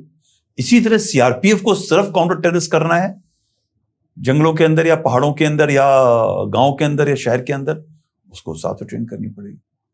सो देन फिर अगला, फिर पुलिस वाला कहेगा ये क्या है तो मैं भी कर लेता हूं। नेक्स्ट टाइम आप कहोगे तो बीएसएफ है वो भी कर लेगी। फिर आप आ जाओगे कहने के लिए, तो हर एक आदमी दूसरे का काम कर लेगा। So then you don't require specialisation. Why do you require anti hijack thing? You can always say sir CRPF का बंदा है, आर्मी का बंदा है, आरआर का बंदा है, वो हाईजैक ऑपरेशन वो कर लेगा। It's not that, everybody can't do everything. I really appreciate, so the way you have actually brought out has actually broadened my understanding about such kind of conflicting questions and the answers that people generally tend to, they have the tendency to instill in them. एक बड़ा divisive force का system है हमारे यहाँ पे, जिसमें जो लोग वो वर्दी पहनते हैं वो भी चाहते हैं डिविजिव रहे। उससे क्या ना, हम लोग भी वी आर ऑल पॉलिटिकल, ठीक है। मैं बोलूंगा नहीं आर्मी बहुत अच्छा काम करती है, बिल्कुल अलग है, ऐसा नहीं है। जो बंदा है वो सेम है। एक आर्मी के अंदर भर्ती हुआ, एक सीआरपीएफ में, एक बीएसएफ में हुआ, एक सिविल में काम कर रहा है, एक इस स्टूडियो के अंदर काम कर रहा है। हर एक आदमी की धीरे धीरे ओरिएंटेशन होती है, कल्चर होता है, एक फोकस होता है। आर्मी, नेवी और एयरफोर्स के अंदर वही जवान जाता है, मगर हर तीनों में काम करने का तरीका अलग हो जाता है, रिक्वायरमेंट्स अलग है। करेक्ट। और जब आप 5 साल उसमें इन्वेस्ट कर देते हो, उसको जब चेंज करने की कोशिश करोगे तो उतना ही टाइम उसको चेंज करने में लगेगा। करेक्ट। ठीक है। आर्मी वाले बंदे को डाल दो आप शिप के ऊपर, पागल हो जाते हैं, पागल हो जाएगा। और शिप वाले को उठा करके आप एक पोस्ट में डाल दो अकेले कि तुमने ये काम करना है रोज पहाड़ से ऊपर नीचे चढ़ के, तो वो उसकी जो है बिल्कुल it's all about training and that is why I am saying experience. आपने उससे पहले पूछा, हमारी आर्म फोर्सेस की जो एक्सपीरियंस है वो चाइना के एक्सपीरियंस से कहीं ज्यादा है। हर चीज हथियार में नहीं काउंट होती है, बहुत चीजें और काउंट होती हैं। True, sir. So, but how do you feel when there are political, figures, when they demean the uniform in the public, they question or they insult the veterans, and they actually ask about the sacrifices of the men who are actually serving in terms of various operations which we have seen very recently. How do you connect with it? Army, air force के जो जवान हैं, जो उसमें 2 segment है। एक जो पढ़ रहा है, देख रहा है न्यूज़ को, और एक जो डिप्लॉयड है। जो डिप्लॉयड है उसके पास में ऐसे लोगों के लिए टाइम नहीं है। उसके लिए वो भी टाइम नहीं है कि प्राइम मिनिस्टर ने क्या तारीफ करी, और उसके पास ये भी टाइम नहीं है लोग उसके पास में क्या है। वो इतना बिजी है अपने काम में कि उसके पास इतना समय नहीं। वो अपने परिवार से बात कर ले, उसके पास उतना टाइम मिल जाए। आप भी रहे हो शिप के ऊपर, आपको पता होगा कि आप अपने जवानों के पास में कितना टाइम है, आपके पास कितना टाइम होता है। तो वो फ्लिकर आता है, you don't even bother about it. ठीक है, ये हमारे फौज की महानता है। ठीक है, मगर जो रिटायर्ड हैं या कुछ लोग जो पोस्टिंग पे पी स्टेशंस में, ऐसी जगह हैं जहां पे न्यूज़ देखने का समय है, बुरा तो लगता है। ठीक है, when you get questioned the way you get questioned, ठीक है। बट आप मेरे से मेरा व्यू पूछ रहे हैं, तो मुझे ये लगता है कि जो इनको एडवाइस दे रहे हैं कैसे बोलने के लिए, दिस इज ऑल पॉलिटिकल। मुझे मालूम है कि वो बिलीव नहीं करते, मगर ये पॉलिटिकल स्टेटमेंट्स हैं। और मुझे कई बार लगता है कि जो इनके एडवाइजर्स हैं, ठीक है, वो थोड़े से खराब हैं। They have to change their advisors. Because जब आप देश की most purest of pure organisation के बारे में बात करते हैं, तो जो ये हमारी देश की जनता है ना, वो आपको बड़ी नेगेटिवली देखती है। फिर आपका कोई caste based, religion based voting pattern पे चलता नहीं है। Right? So they have to be careful and smart. Sir, our veterans are raising the very concept of over OP once again, one rank, one pay. They are talking about the anomalies in which, the government actually brought out this entire concept. The objective with which it was brought out on the platform or the platter, sir, that got lost somewhere. I don't know by the bureaucracy or because of the politics involved in it. But somewhere political gain तो मिला कि हमने OROP release कर दिया, but at this point of time do you feel that जो OROP implement हुआ है, it is exactly what it is suppose to be for, it is deemed to be for, and what else should happen in the future if there are anomalies? हाँ, आप बताइए कि OROP जो है veterans के अंदर भी पॉलिटिक्स पैदा करी? I don't think so. तो थोड़ा सा ध्यान से पढ़ी, ठीक है। मैं तो तब सर्विस में था जब OROP आया। मैं 2-3 लहजे से देखता हूँ, ठीक है। एक ये था कि फॉर एग्जाम्पल कई साल, 10 साल 15 साल पहले या इवन 8 साल पहले, ठीक है, कई लोग कहेंगे ना आप ये सवाल करें तो गवर्नमेंट की सपोर्ट में कर रहे हैं। 8 साल पहले भी हमारे पास एम्युनिशन के बहुत गैप्स थे, ठीक है। जब सरकार को झटका लगा तो उन्होंने उसके ऊपर फोकस किया। आपके पास OROP कितने सालों से रिक्वेस्ट करने के बाद में आया? Crazy time. 5 decades? Yes. If I'm not wrong, I Yes. don't have the figures with me. So one should have been sensible enough to firstly accept it graciously. And then there is an anomaly. Now, अगर मैं आपसे ये पूछूं कि in the parameters of 100%, how much did you get? What you asked for, right? You asked for perfect. तो आपको कितना मिला? 60, 70, 80, I don't know, right? कितना मिला? I look at it कि if you have got that much, firstly we must be thankful, not for this thing, because just suddenly can't happen. Because when you're looking at backup, there's a whole financial issue which has to be managed. But sir, why is it? So firstly you have to see this. You just can't say कि तब से denied था, अब वो पूरा का पूरा is something like calling up UK and saying कि उस टाइम से आप हमारी चोरी कर रहे थे, अब आपकी 3 ट्रिलियन होता है और वो अभी आपको सॉरी बोल दे तो आप पहले ये पैसा दो तो अभी हम बात करेंगे जी, right. I am just saying that firstly we must have acknowledged that what we have got, wherever we have got through debate, there are leadership within uniform and this thing, except that now the gap which is there, we must contest and fight for that gap, whatever the anomalies is. अभी इसी के ऊपर जो views हैं, हर साल change होना चाहिए, इतना होना चाहिए, उसका होना चाहिए, इसके अंदर भी जो सर्विंग कम्युनिटी है, जो वेटरन कम्युनिटी है, इसके अंदर मतभेद है, right.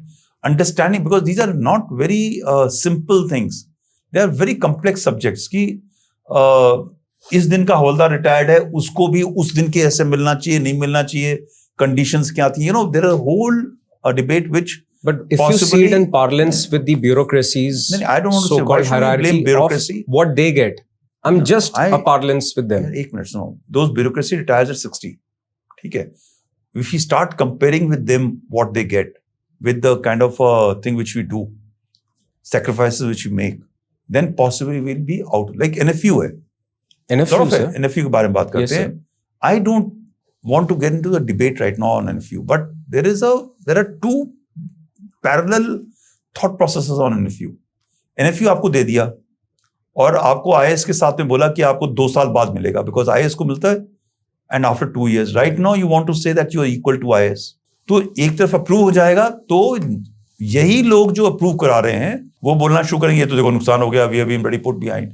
So these are all political discussions which are taking place within this thing, and everybody जो ऊंचा बोलता है लोग उसकी सुनते हैं, ठीक है। तो I think it should be a pragmatic decision taken by people who understand the subject. You're asking me from a subject of both NFU and OROP, yes, which I don't actually truly understand. So I will comment. My views are totally different than all this thing.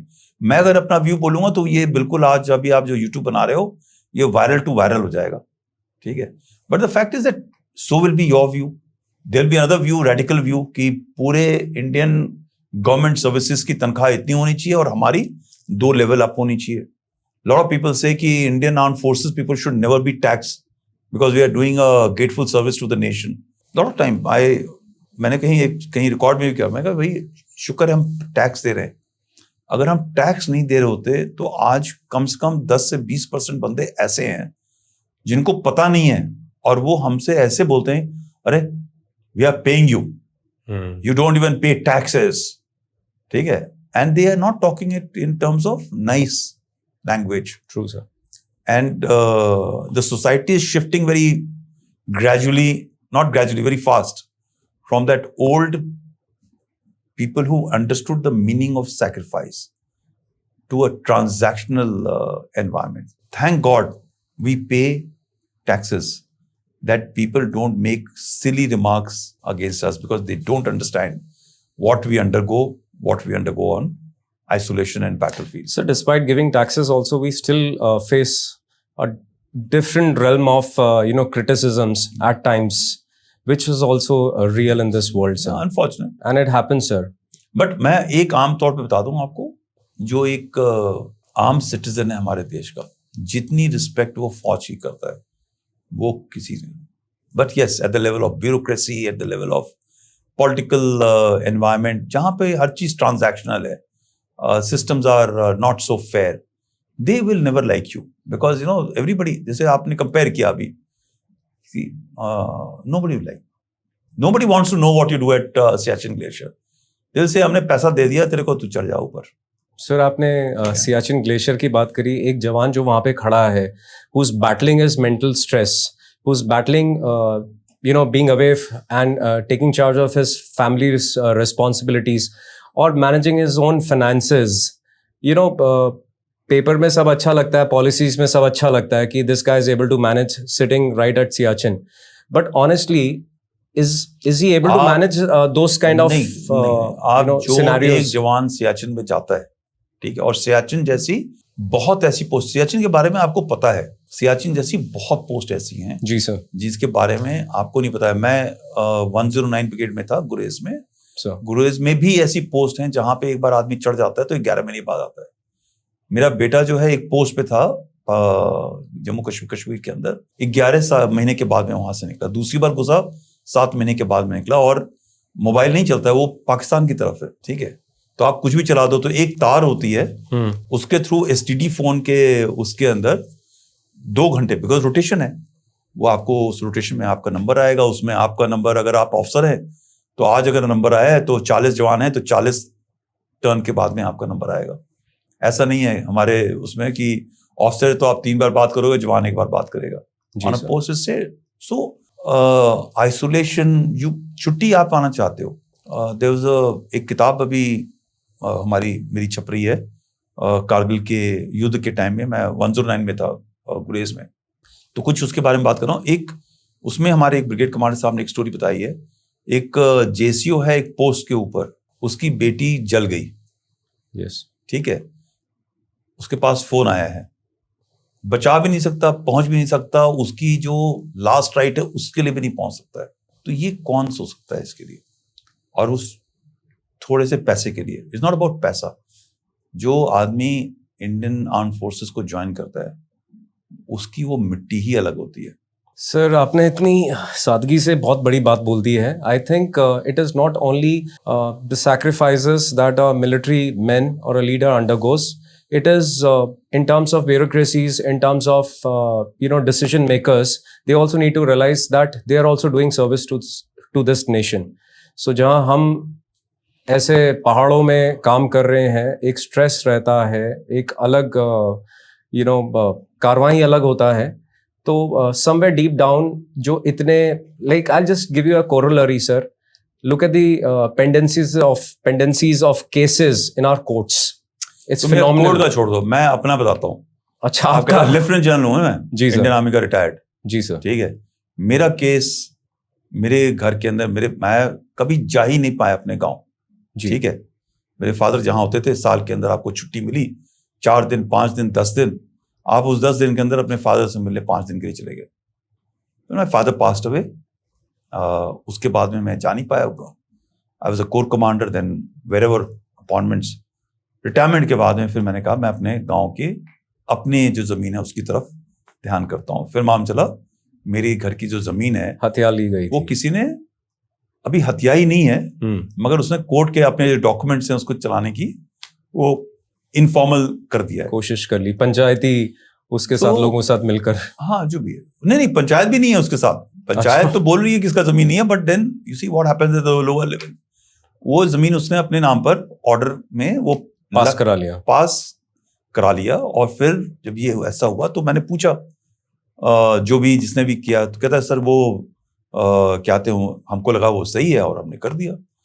पटवारी साहब जिसने भी है, अब वो order cancel हो गया. 6-7 महीने से हर महीने में 2 बार वो केस टेबल पे जाता है. और कभी होता है कि आज वो बिजी हैं, आज आए टेबल पे बैठे, अच्छा हम अगली बार देख लेंगे. मैं समझ रहा हूँ आप So- किनके बारे में जिक्र कर रहे हैं। हाँ, अब वो टेबल पे आता है। नाउ मैं डीएम को कॉल करता हूँ, वो फोन नहीं उठाता है।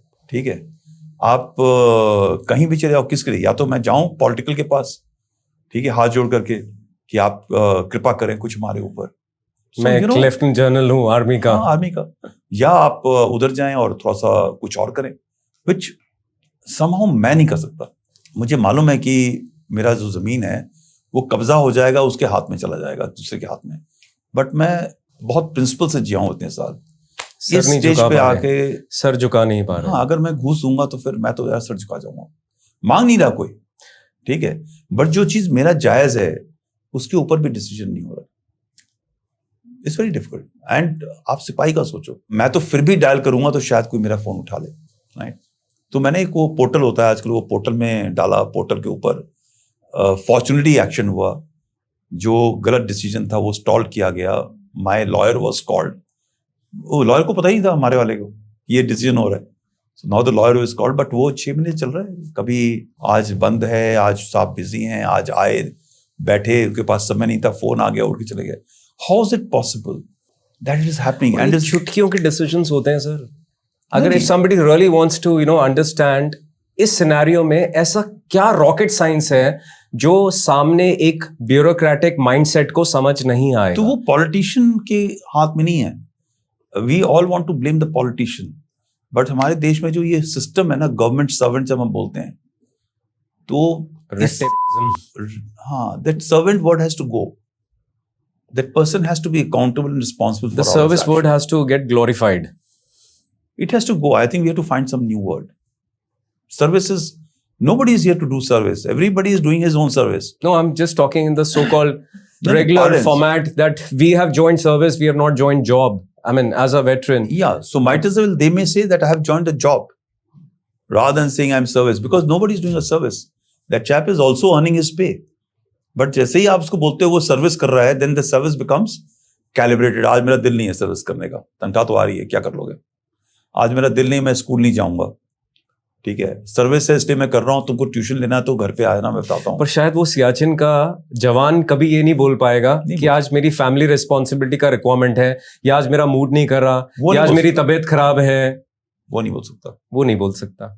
It is as simple as that. Yeah, it's as simple as that. Sir, if I can ask you about Agniveer, sir, is it a right decision or a strategic gamble, sir?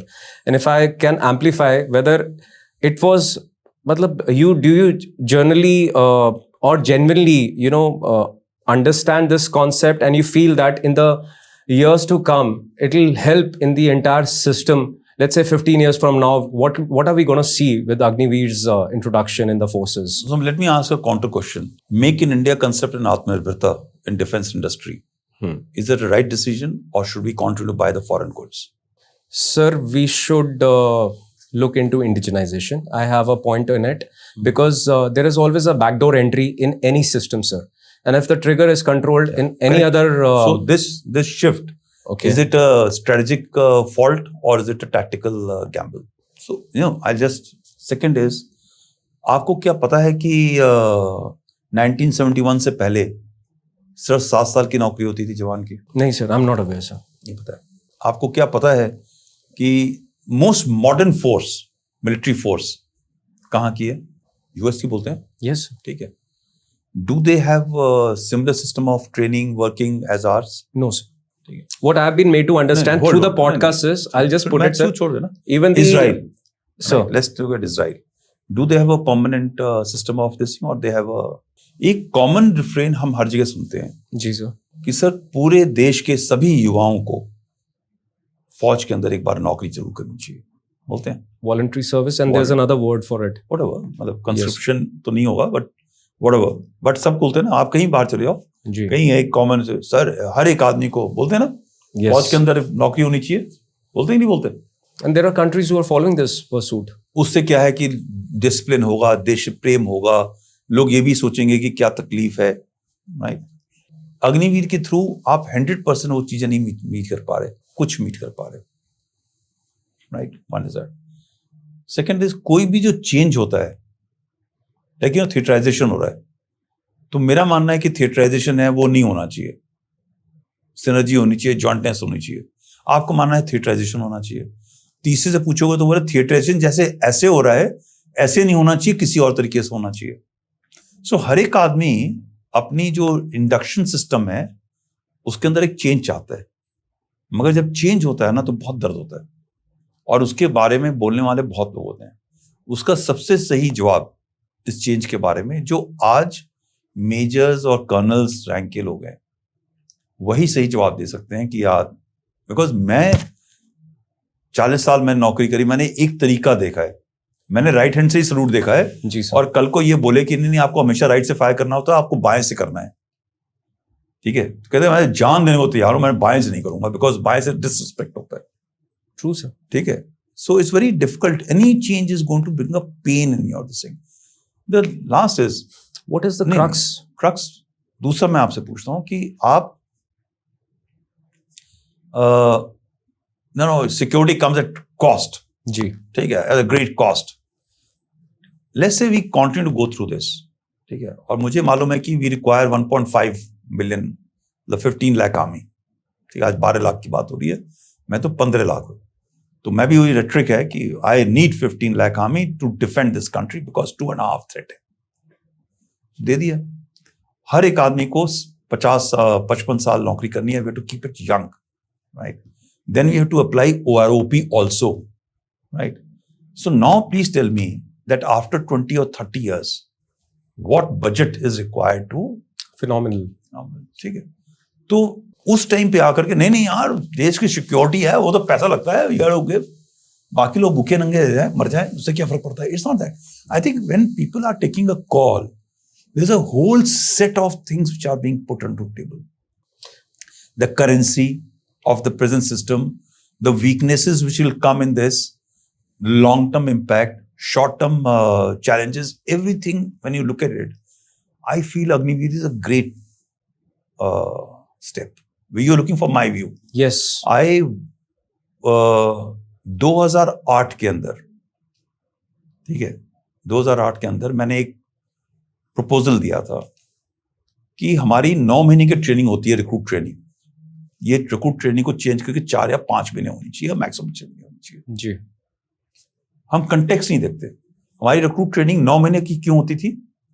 क्यों होती थी sir?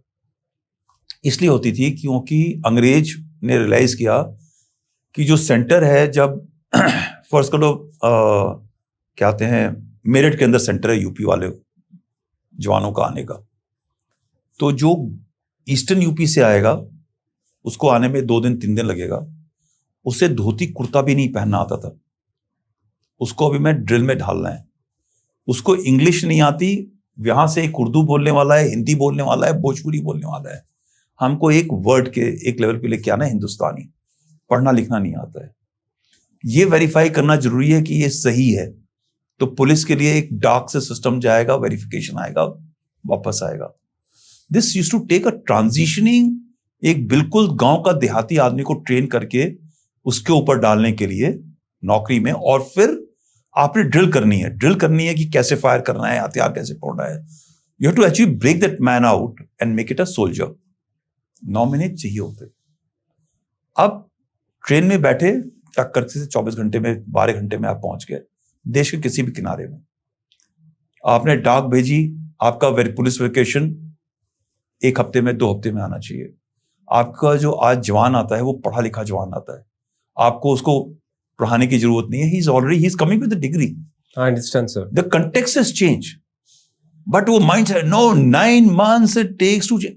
आप पूरी दुनिया में चले आइए, 5 हफ्ते के अंदर बंदा आता है बड़े बड़े बाल के साथ में, हिप्पी, उसको निकाल करके दुनिया फौज में, और अगले 12 हफ्ते के अंदर उसको लड़ाई के लिए भेज देते हैं।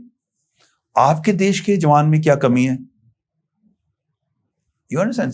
Our psyche remains without understanding कि वो 9 महीने क्यों चाहिए थे। अच्छा, फिर मैंने जमीन के ऊपर देखा, मैं बॉस था इस चीज का, जो सेंटर की ट्रेनिंग होती थी। आदमी भर्ती हुआ, 4.5 मिनट के अंदर वो 1.5 मील भागता है, 1 मील भागता है 1.6 मील, उससे पहले भाग रहा है तो सेलेक्ट हो रहा है। फिर 9 महीने की जब ट्रेनिंग हो रही है तो उसकी जो टाइमिंग है वो खराब होने लगती है, because there is a peak fitness which comes and thereafter it becomes lower. So the better is that you take him out at the peak fitness and he goes out rather than drop his performance. So we were overtraining. We were wasting the capacities. Everybody laughed at me. 2008 में. Yeah, I was a colonel and I had, mind you, I had commanded a battalion. I had commanded in Siachen. I had commanded Eastern Ladakh. I had enough experience, but everybody laughed because it's very difficult to change the context. आप चाहते हैं कि आप एक modern army बने, मगर आप एक मॉडर्न आर्मी के इथॉस नहीं अप्लाई कर रहे थे. आप चाहते हैं एक रेलेवेंट कंट्री बने, मगर एक बिग पावर का जो गेम प्ले होता है वो आप अडॉप्ट नहीं करना चाहते. तो आप वहीं रहोगे developing. So you want to have modern country which is strategic autonomy is there. You need to evolve your procedures and this thing of a modern world. So somewhere you feel that Agniveer decision is a right decision. Absolutely right decision. And you also believe that Agniveers में जो भर्ती हो रहे हैं, in terms of in terms of their connect for the nation's sovereignty, वो बन के ही रहेगा. आज नहीं तो कल. एक मिनट सुनो, 4 साल के लिए 5 साल के जो बच्चा आ रहा है, अगर वो देशभक्त नहीं हो पाया उतने दिन में, तो वो कभी भी नहीं हो सकता. राइट. सेकंड इज, मेरी जो 12 लाख की जो फौज है वो इंटैक्ट है. आपकी जो देश की एस्पिरेशन है कि ये जो बंदे हैं फौज की ट्रेनिंग करके ट्रेनिंग होनी चाहिए, वो आपको मिल रही है. एक गरीब आदमी आता है 4 साल काम करने के बाद में, I give him a hefty package, जो आज 27 से 28 साल के आपके पास में जितने बच्चे काम कर रहे हैं उनको अगर मैं दे दूं ये यार ये 30 लाख रुपए ले, कुछ करोगे? Then the government is using them suitably and not government. एक और भी चीज देखो, आज जो जेंजी है ना सर, ये जो आपके अभी बच्चे आ रहे हैं वो भी जेंजी के हैं, फौज में भी जेंजी के आ रहे हैं. कई बार ऐसा होता है कि वो 6 महीने की ट्रेनिंग के बाद में कहता है यार मैं काम फंस गया. यस, ठीक है. फौज के अंदर मैं पहले ही बोलता हूँ, मेरे पास जो बंदे आते थे ना कि भर्ती होना है या ऑफिसर्स आते थे, मैं कहा यार याद रखना, एक बार इधर घुस गया ना, निकलना तो बेटा तेरे को 20 साल के बाद है. तो वो आदमी रोते रोते निकलता है. ठीक है. तो what will you want to keep the chap compelled to work for you? No. Agniveer gives an option to go away. Also, it gives me, or as an army or air force or navy, to keep the best with me. Competitive force. Yeah. Somebody who deserves Plus, gets to. मैं government stay. Servant वाली बात बताता हूँ, हर जगह होता है. आप कितना भी आप फोर्स करके रखो, आई am sure in the navy also it must be, जिस दिन आपकी रिक्रूटमेंट हो गई, भर्ती हो गई, ट्रेनिंग हो गई और आपने ज्वाइन कर लिया, आपका कॉम्प्लेसेंसी आता है. नाउ 4 साल आदमी जो है जो रहना चाहता है, he is on his toes. This becomes part of a DNA. Yes, Right. because it gets So, forged in somewhere. It stays all with you. these things जो है you cannot be put into paper. Yeah. No, why can't you keep them motivated? Train manpower, experience, investment. 25% or 50%, whatever government will decide eventually, but 25% is there as experience. कहने वाले तो ये भी कहते हैं कि 4-5 साल के बाद वो कहीं सिक्योरिटी गार्ड बना होगा. नहीं, वो फिर that means उसके अंदर ऐसे स्टेटमेंट्स भी आए थे. Yeah, correct. No, I am talking from the political figures जिन्होंने स्टेटमेंट्स दिए हैं. पॉलिटिकल नहीं आता, ये हमारे भी बंदे बोलते हैं, वेटरन बोलते हैं. वो अगर उसको वही बनना था, अच्छा चलो ठीक है, नहीं होता, मगर आप एक चीज देखिए कि एक वैकेंसी के लिए 1000 बच्चे भागते हैं, एक कोई मिलता है. आज 4 बच्चे करते हैं काम. You are also giving an opportunity for other 3 to change their life. Correct. उसके बाद में 30 लाख लेने के बाद में वापस अगर वो जाता है तो उसकी काबिलियत ही हुई थी यार. बिल्कुल. ठीक है. अगर वो 4 साल में फौज की ट्रेनिंग के अंदर रह करके एम्प्लॉयमेंट जॉब करने के बाद भी अपने आप को वो ये काबिल नहीं बना पाया, then he should go back to being a security guard or a labor anywhere. I think Agniveer का जो concept, how beautifully sir has brought it out to हमारी जनता and हमारी ऑडियंस को. I think this will give you an understanding, to do your self-evolve it, basically, कि what goes in the so-called think tanks to even come up with this concept, because it takes courage. What you did in 2008 and people laughed at you while you had commanded at 2 places. I was laughed, and I can't say what I was told by very, very senior people, but then that's okay. But I guess, if I may say, did it change from 9 months to 4 months? No, the training has changed now. I think to Yes. 6 months or something, it's changed. But look at आज everybody wants more money, but we don't want to change our systems of work. Correct. We want modern amenities to come in for our soldiers, but we don't want to let go of the old heritages which are there, जो आपको pull करती है, ठीक है? अब आप ये पास में anyway, there's a whole Sir, debate. this I is don't the know. most challenging part of today's time, sir, which you are rightly और brought वो out, छूट sir. रहा है, आपसे मैनेज नहीं हो रहा, वो नहीं हो छूट रहा रहा है, है, बिल्कुल ठीक है? sir. So you might as well be pragmatic, take a hard decision now, and go towards. If you want to be a modern military, you have to start looking at taking bold decisions, which are based on pragmatic. This thing. It should not be compelled. ये सारे decisions हमको खुद लेने चाहिए थे. That's where you rightly brought out, sir. विकसित भारत के साथ सुरक्षित भारत अब जरूरी बन चुका है. So when you talk about the bold decisions, it is a mandate of the day and the hour. Sir, before we call off this podcast, sir, if you may like to give one message to the beautiful youth of the nation, sir. मैं आपको ये बताना चाहूँगा, आप इस दुनिया में कितने भी काबिल हों और कहीं भी चले जाएं, याद रखिएगा कि आप हमेशा सेकंड क्लास सिटीजन रहेंगे. भारत आपका है, भारत का फ्यूचर आपके हाथ में है. अपने देश से प्रेम रखें, अपने देश के लिए काम करें. छोटे से छोटा काम भी बहुत जरूरी काम होता है, मगर जो भी काम करें रिस्पेक्ट के साथ करें. Love your country, love Bharat, invest in Bharat. Thank you. Sir, thank you so much, sir, for such a wonderful interaction, sir. Trust me, sir, it is for me also for the very first time, sir, I've been able to ask very bluntly some questions out of the rhetoric mindset, sir.